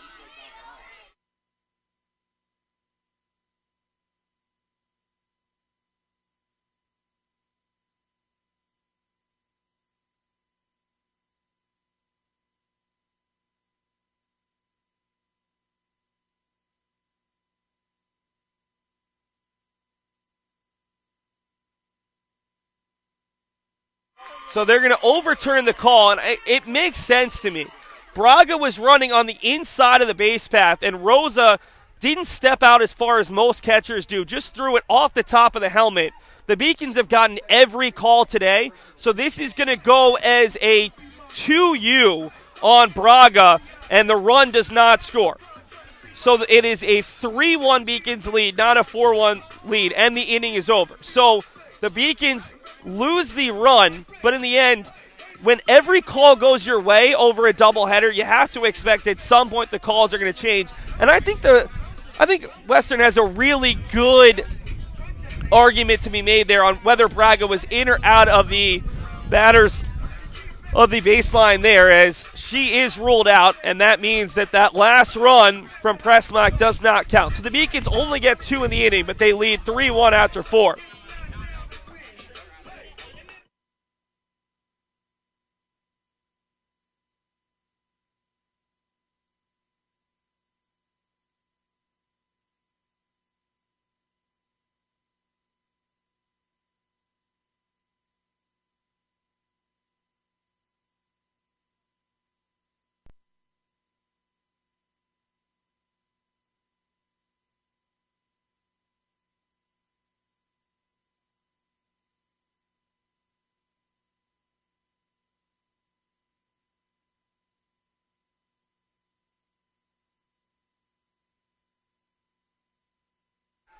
Top of the 5th inning. It's a 3-1 Beacons lead after a bizarre inning in which the Beacons scored 2 runs. Appeared as if they had a chance to score 3 and maybe even more.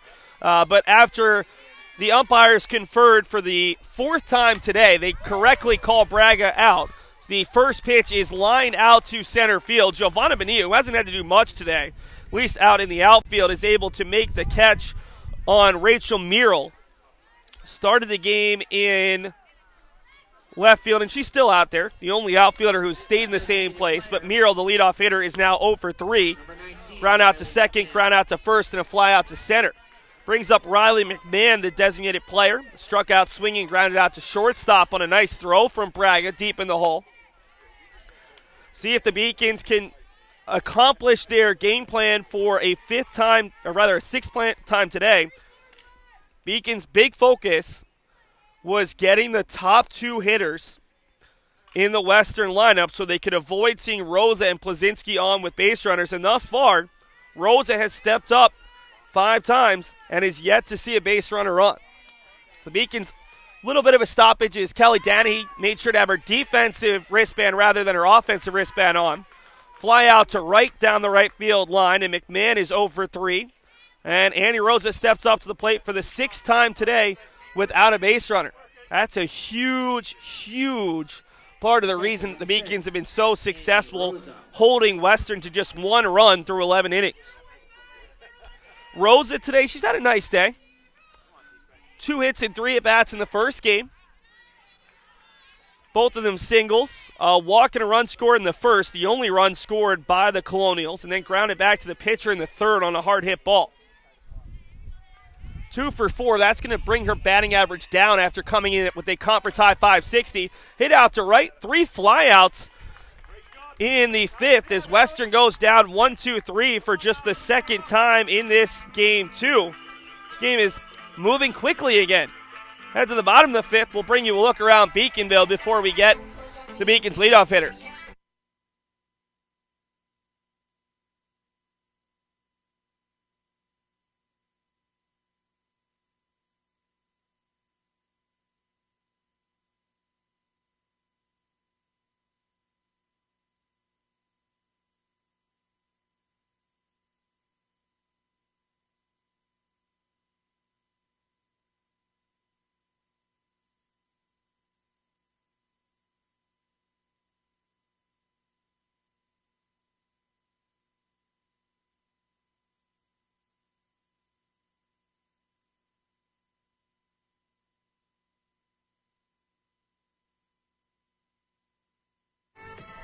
Quick look around the rest of Beaconville. The lacrosse team traveled down to New York and suffered a 16-4 setback. They'll play their first home game on campus. They did play Husson University in a home game that was hosted in an indoor facility off campus a couple of weeks ago. They'll play their first home game this Wednesday when they host Salem State. Looking to end a long losing streak. Track and field was at UMass Dartmouth today. The men's tennis team, they played their home opener today and conference opener, a dominant 9-0 victory. They've won 2 in a row to even their record at 3-3. And the baseball team hoping to beat the Rain tomorrow as they'll play Salve Regina in a non-conference doubleheader, looking to snap a rare 2-game losing streak. For the Beacons in the bottom of the 5th, Giovanna Bonilla, Roxanne Vento, and Ari Bellata, 2-3-4 for UMass Boston. Beacons scored 1 in the 3rd with 2 outs, 2 more in the 4th with 2 outs, trying to extend their lead after a dominant 7-0 win in game number 1 over the Colonials, just their 7th in program history. Jacqueline Smith steps back into the circle. Ball hit out over the glove there of Smith and no play. That's going to be another single. Even if Plazinski had been able to field that ball, I don't know if she would have gotten the speedy Bonilla. And with Smith stepping in and trying to backhand it, it made it nigh on impossible. So Bonilla now has back-to-back singles on the left side. And Number 9, Roxy Vento. She is 4 for 6 on the day. It's amazing what a slap hitter can do when they have confidence, because slapping, sometimes you can hit it perfectly and it's right at someone and they have a good arm. Sometimes if you're going well, you don't even have to hit it that hard or even that perfectly, just things will bounce your way. And right now, Giovanna Bonilla might be the slap hitter who has the most confidence, not only on UMass Boston, but maybe New England, as that ball's hit back to the second baseman. Bonilla is not there in time on the fielder's choice. The second baseman, Fitzsimmons, was able to go the short way to second and just barely beat the speedy Bonilla. Beacons have now hit into a fielder's choice after a leadoff single in 3 consecutive innings. That one will go down as a 4-6 fielder's choice. So Bonilla is off the base pass. Vento's going to stay on. I'm a little surprised by this. UMass Boston, though, with the 3-1 lead, saving their one pinch running chance with Vento maybe for a later situation if they need it. Remember, in softball, you can be taken out of the lineup once and reinserted, but once you're taken out a second time, you're done for the day. So the Beacons thinking that, okay, we're in the 5th, we're up by 2. Maybe we don't want to risk it now in case this game does get tight in the 7th or even go to extras. The ball is just a little inside, but enough for a strike there to Bellata, who's behind 0-2. Already a perfect 2 for 2. Pair of infield singles in this game. Game number 1, she went 2 for 3, so 4 for 5 on the day.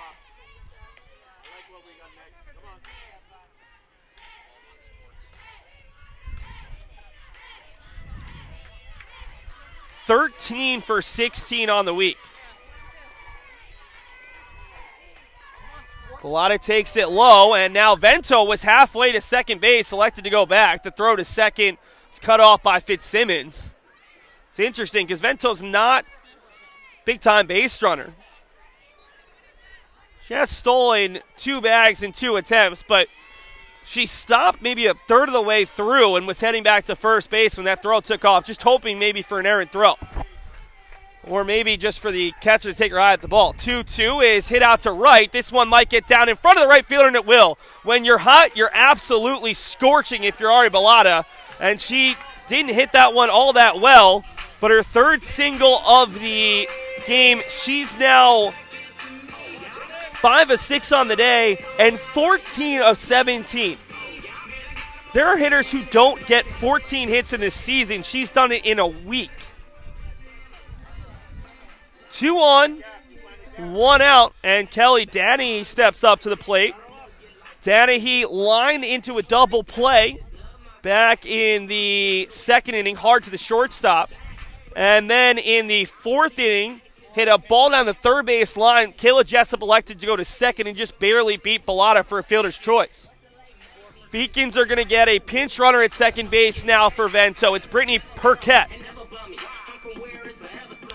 Perquette, freshman out of Pittsfield, Mass.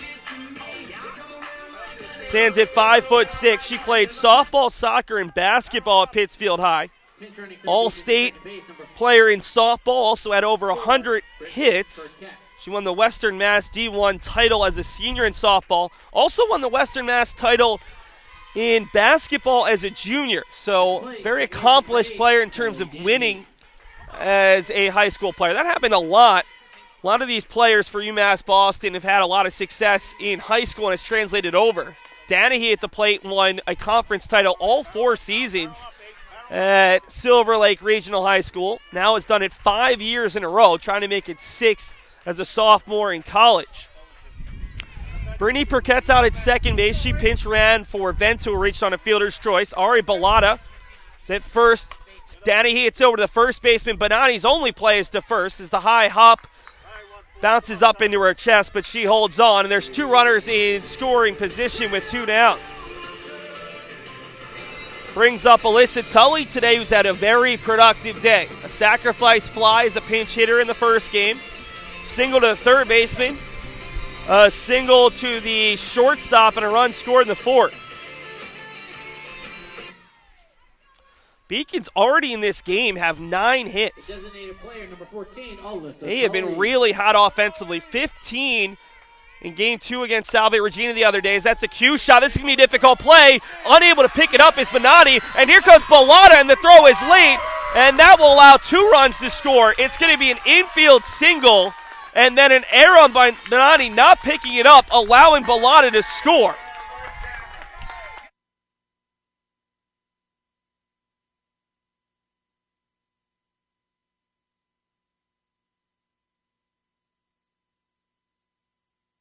Difficult play there for Bonani, but when she stopped and just saw the ball at her feet, recognizing there was no chance to get Tully, it allowed Bellata, who was going hard the whole way, to score from second base. And the Beacons have scored 2 runs for a second straight inning and lead 5-1. So Tully now 3 for 3. She picks up her second RBI of the day. And the Beacons have scored 5 straight runs, all with 2 outs. Perquette scores from third, Bellata from second, And Tully's out there at first base for Tori DeCenso. This has been a really long day for Western Connecticut State. You factor in it's a 3.5, 4-hour bus trip from Western Connecticut. The Colonials were here by 11 a.m. You're talking about a 6:30, 7 o'clock depart time. Then you figure you're probably up at 5:30, maybe even earlier, as that ball's floated out to center. Going back is Fitzsimmons and making the play. Nice job by the second baseman to take charge. But the Beacons are able to score 2 more runs in the 5th. It is 5-1 UMass Boston, looking for their first ever doubleheader sweep of the Colonials.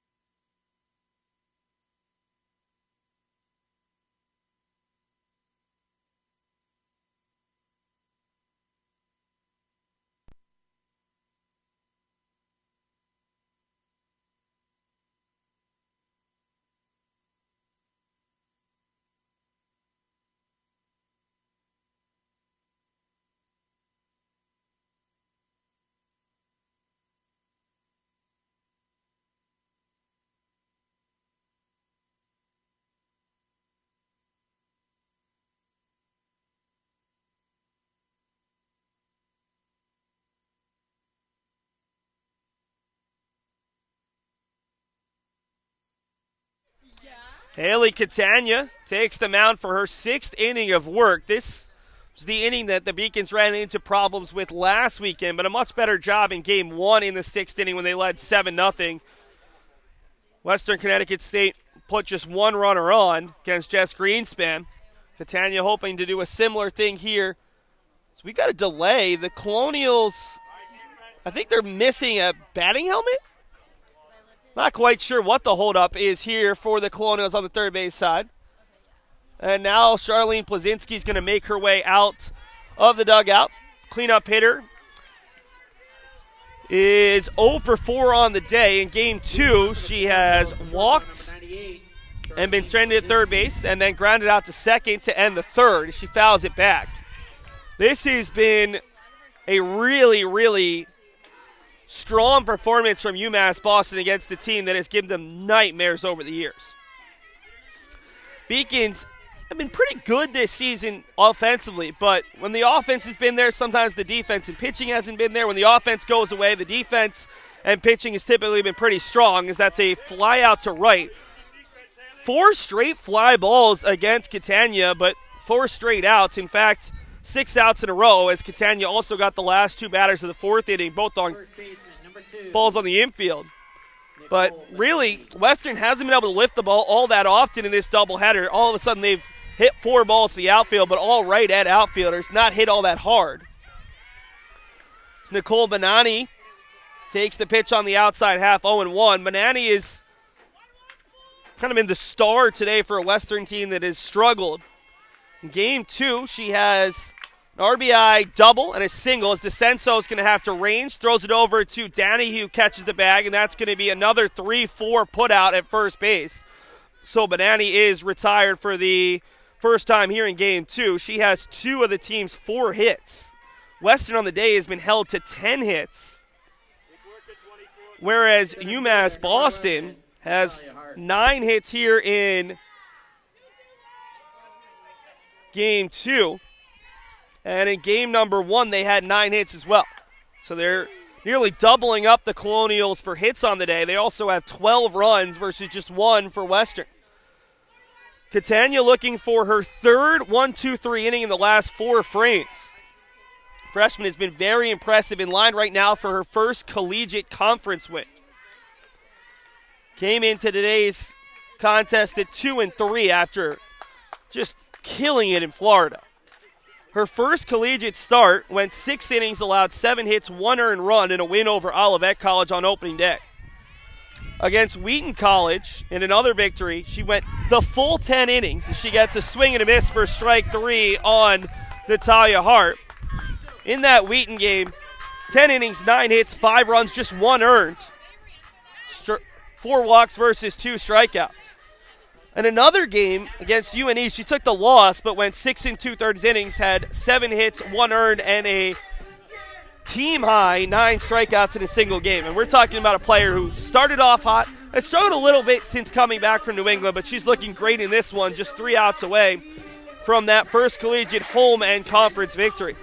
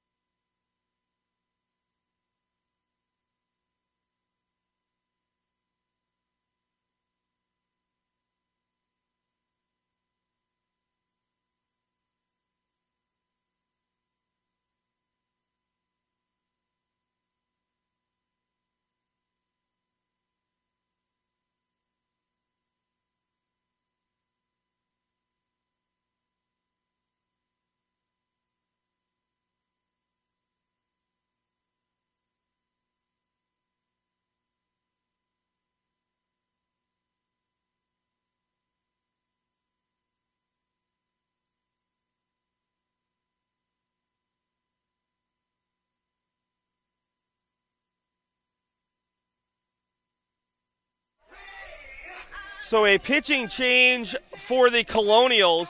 It's Angelina Miller who came on and pitched an inning of relief in game number 1.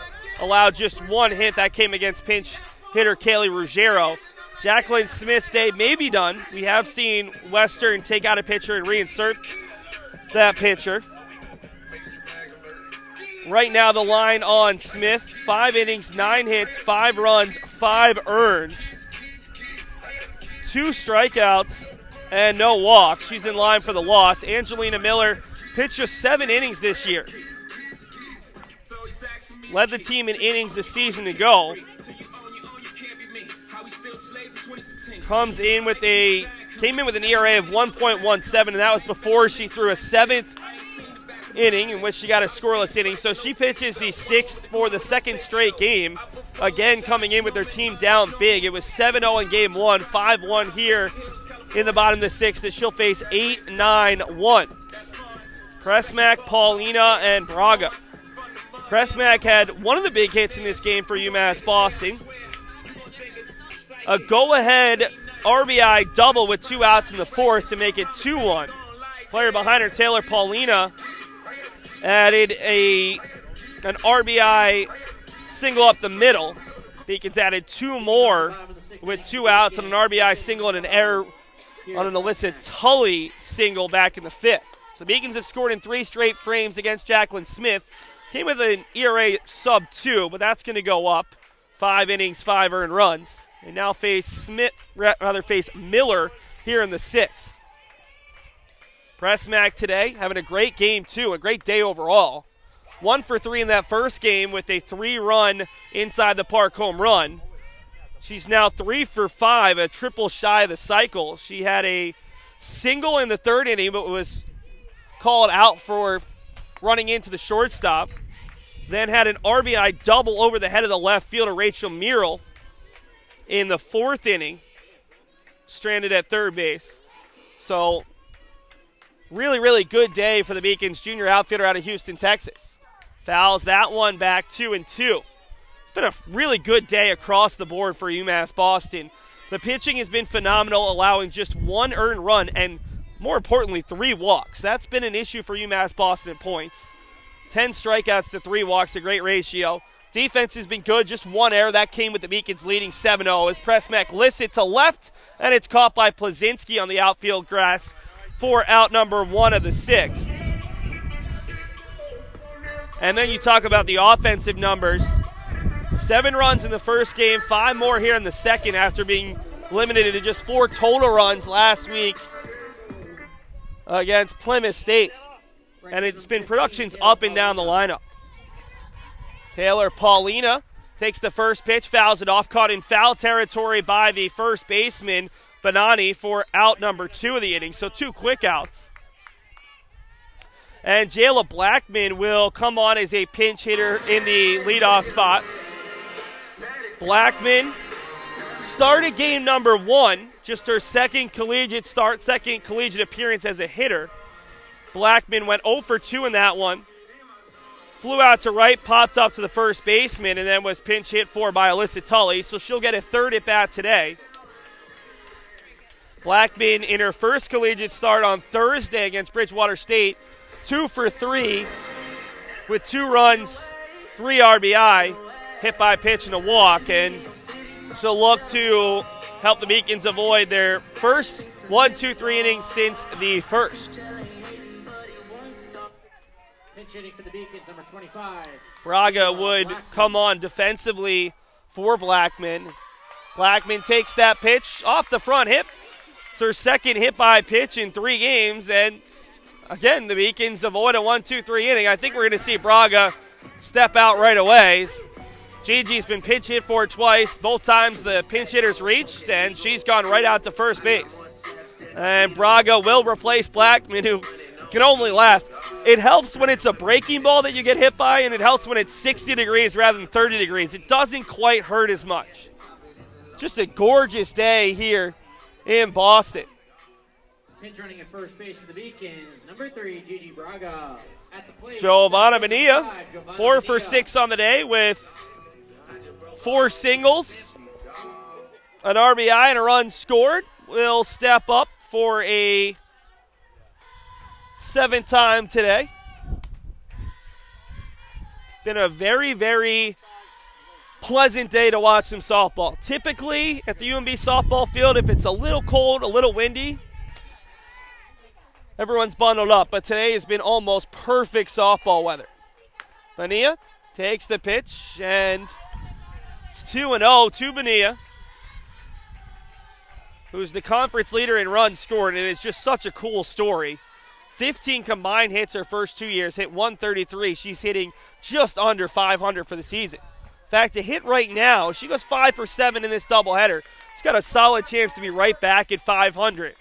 Player behind her, that's Roxanne Vento. She came into the day hitting over 530. She hasn't had the greatest of day, only has, I think, 2 hits, but she still should be over 500 as that pitch is on the inside half, 2-1. 3-1, rather.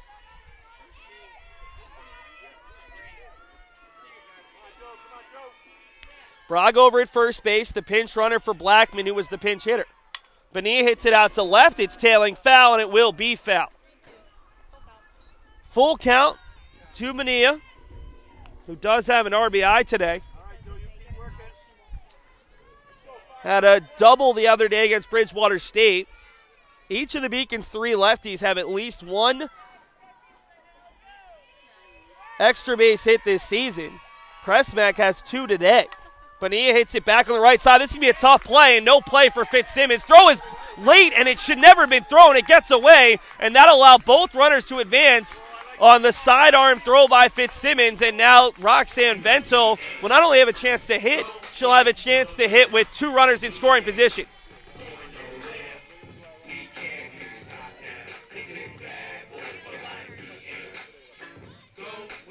So Bonilla is now 5 of 7. The offensive numbers this week have just been incredible, as the Beacons now have 19 hits, if my numbers are correct on the day. Roxy Vento. Second error in as many innings on Western puts 2 runners in scoring position. And Roxanne Vento, who is still looking for that first hit in this game, running a 10-game hitting streak and has a chance here. 2 outs in the 6th to extend it. Has a chance to add some RBI as well. Takes that pitch on the back. The hit streak is over. Likely it would take a big run from Western, but the bases are loaded for Bellata, who's 14 of 17 on the week. That's the issue with UMass Boston right now. Pick your poison. None of them are good. Talking about arsenic, talking about mercury, no matter what. Even if you're talking about iocane powder, you're not going to be happy.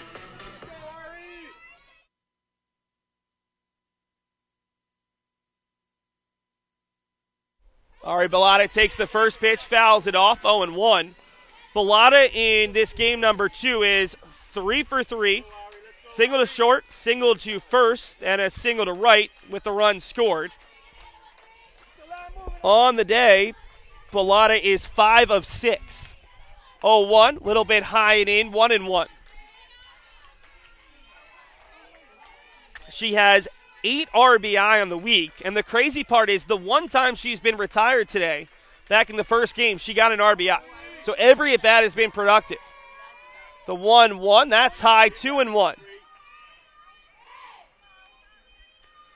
Miller was able to retire the first 2 batters of the inning coming on in relief, but since then, hit by pitch, single hit by pitch.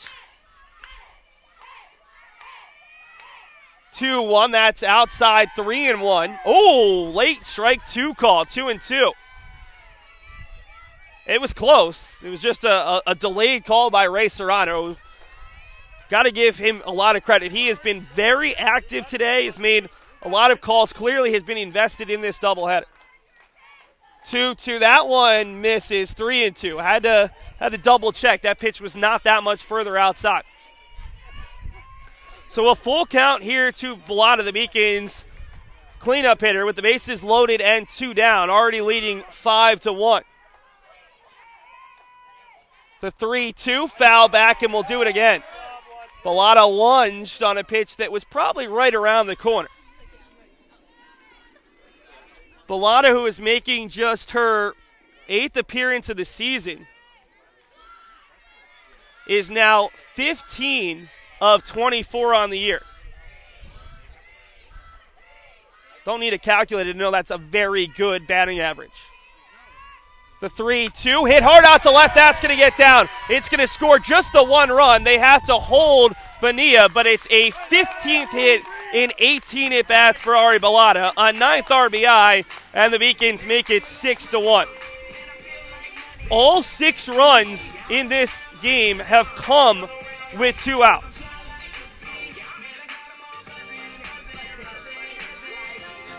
And it'll bring up Kelly Danahy. And again, the possibility of a mercy rule victory is not out of the question. The Beacons led 7-0 in game 1. All of a sudden at 6-1, if the Beacons were to score 4 runs in the inning with 2 outs, the Beacons could end this game an inning early. Either way, the Beacons would be happy with the victory, but it would certainly be a big surprise for a team that has never mercy ruled Western Connecticut State. Danahy pops this one up. That should do it. Fitzsimmons is under it, and she gives way to the center fielder. That's Stankovic. But the Beacons score a run for a 4th consecutive inning with 2 outs, and it's 6-1 heading to the 7th.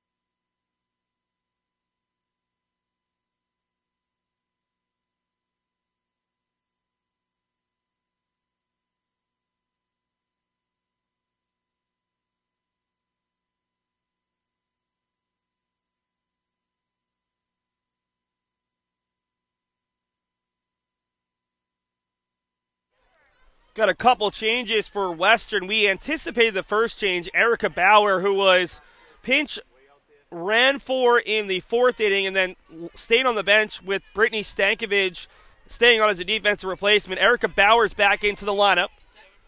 Bauer is a perfect 2 of 2 with a hard hit single to right and a hard hit single to center. There also is a pinch hitter in the on-deck circle who has already been announced. Hitting in the 8-hole for Kayla Jessup is going to be Kara Hansen, who came on as a pinch hitter and got a hit in Game 1. So Bauer 2 for 2 in this game, one of 2 Colonials with multiple hits against Haley Catania.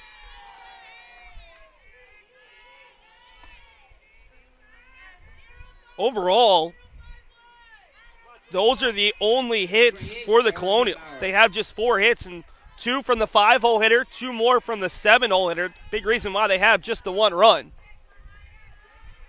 0-2 to Bauer. Catania has 4 strikeouts, and after some early walk issues with 3 in the first 2 frames, has really settled in nicely. This is one of her better pitching performances of the year, especially New England. Grounder back to the pitcher. Catania, again, does a really nice job of fielding position, and the throw over to first in time to get Bauer for the first time in Game 2. It'll bring up the pinch hitter, Kara Hansen. Hansen, the sophomore out of East Haven, Connecticut, stands at 5'4". Hansen in Game 1 came on as a pinch hitter in the 5th and popped up to shortstop. So still looking for that first hit. First pitch to her is fouled off. Number 7, Kara Hansen. Kara making her 10th appearance on the season. 3 for 13 with 2 runs scored, 2 RBI, 2 doubles, 3 walks, no strikeouts, and has yet to see the field. The Beacons have a large roster of 22. Western's roster seems even bigger. Didn't count, but I would guess they're closer to 30. 0-2 here to Hansen. Catania looks for a 3rd consecutive 1-2-3 inning. Overall, Catania has now retired 9 in a row. After giving up getting a strikeout single in the 4th, she retired 2 groundouts, then 4 consecutive flyouts, a groundout to first, a strikeout, and now a groundout back to the mound. Catania just dominated this game. She's retired the leadoff hitter in 6 of her 7 innings and has consistently been not giving up any kind of action until there's at least 2 outs in a frame. A little bit low, so it's now 2-2 to Hansen. Jordan Fitzsimmons, I think, is going to be pinch hit for her as well. So we're going to see our second pinch hitter of the inning, no matter what, as the ball is chopped foul. It looks as if it's going to be Alyssa Lionetti, who we saw in relief in Game 1, face just 1 batter. She'll be the pinch hitter in the 9-hole for Fitzsimmons. Swung on and missed.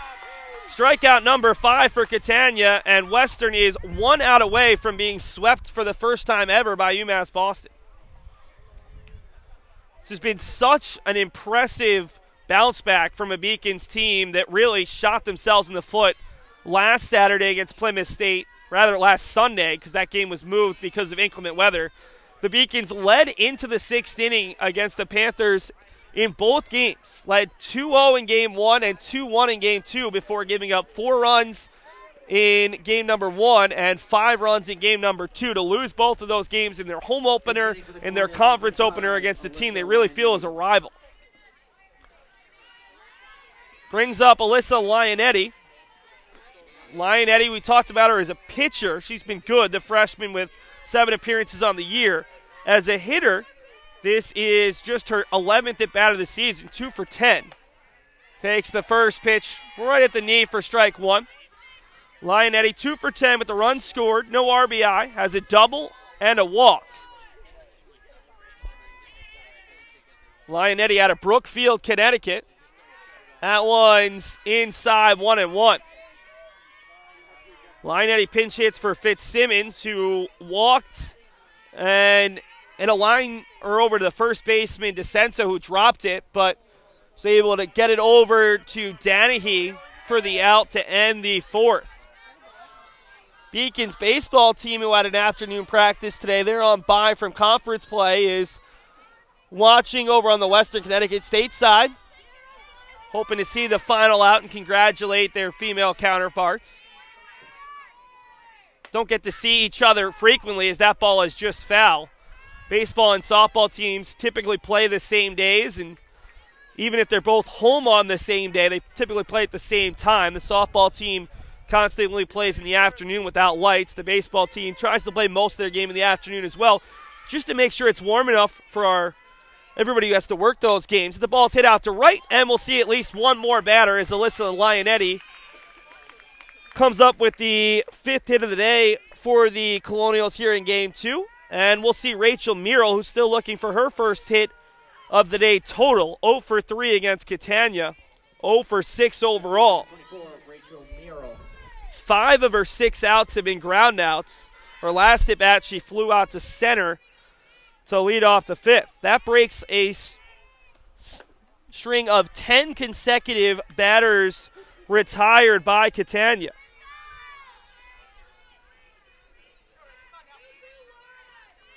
Western scored the first run in this game. That was with 2 outs in the first, but the Beacons have scored runs in each of the last 4 innings, 1 in the 3rd, 2 in the 4th, 2 in the 5th, 2 in the 6th, to grab a 6-1 lead as they look to close out the sweep and get back to 500 in conference play. And honestly, if you had told the Beacons coaching staff and players they'd be at 500 after these 2 games, 2 against Plymouth, 2 against Western, I think they'd be okay with that. Roxanne Vento will join Haley Catania back out at the circle after Ray Serrano took a foul ball off the mask. Nice move there by Vento just to make sure the umpire has a little time to check himself out. 2-1 now to Merrill as Western looks for their first rally. Ball's a little bit low since the first inning. The Colonials have only had multi-hits in this game once in the same inning. That came in the 4th, but Catania was able to induce a couple of groundouts to get out of it. 2-1 on the inside half, and the Colonials are down to potentially their last strike. Absolutely gorgeous Saturday afternoon in Boston. And if we can get this final out in the next couple minutes, we'll finish in just about 4 hours and 5 minutes. Hit out to right. Paulina's under it, and that will do it. The first ever sweep by UMass Boston over Western Connecticut State. A dominating performance. The Beacons get production from up and down the lineup and a pair of tremendous starts. Great defense. UMass Boston evens their record in conference and at home at 2-2. We're going to bring you a very brief post-game show here on the Beacons Broadcast Network. You see the final 6-1. Quick look ahead for UMass Boston. They'll be on the road at UMass Dartmouth on Tuesday. In fact, the Beacons are going to take quite a few road trips over the next 10 days as they'll have 3 road doubleheaders all in conference. They will be back at home on Thursday at 3 and 5 against Framingham State. And finally, let's give a shout out to our production crew. Doing a great job. It's a little easier when their fingers aren't freezing and they can actually feel their bodies, but doing a great job either way. Gigi Braga, your producer, Bree Colucci directing, Eileen Shee and Casey Shea on camera. My name is Seth Lorenski, your play-by-play guy, saying thanks so much for joining us. UMass Boston sweeps 7-0 and 6-1, their first ever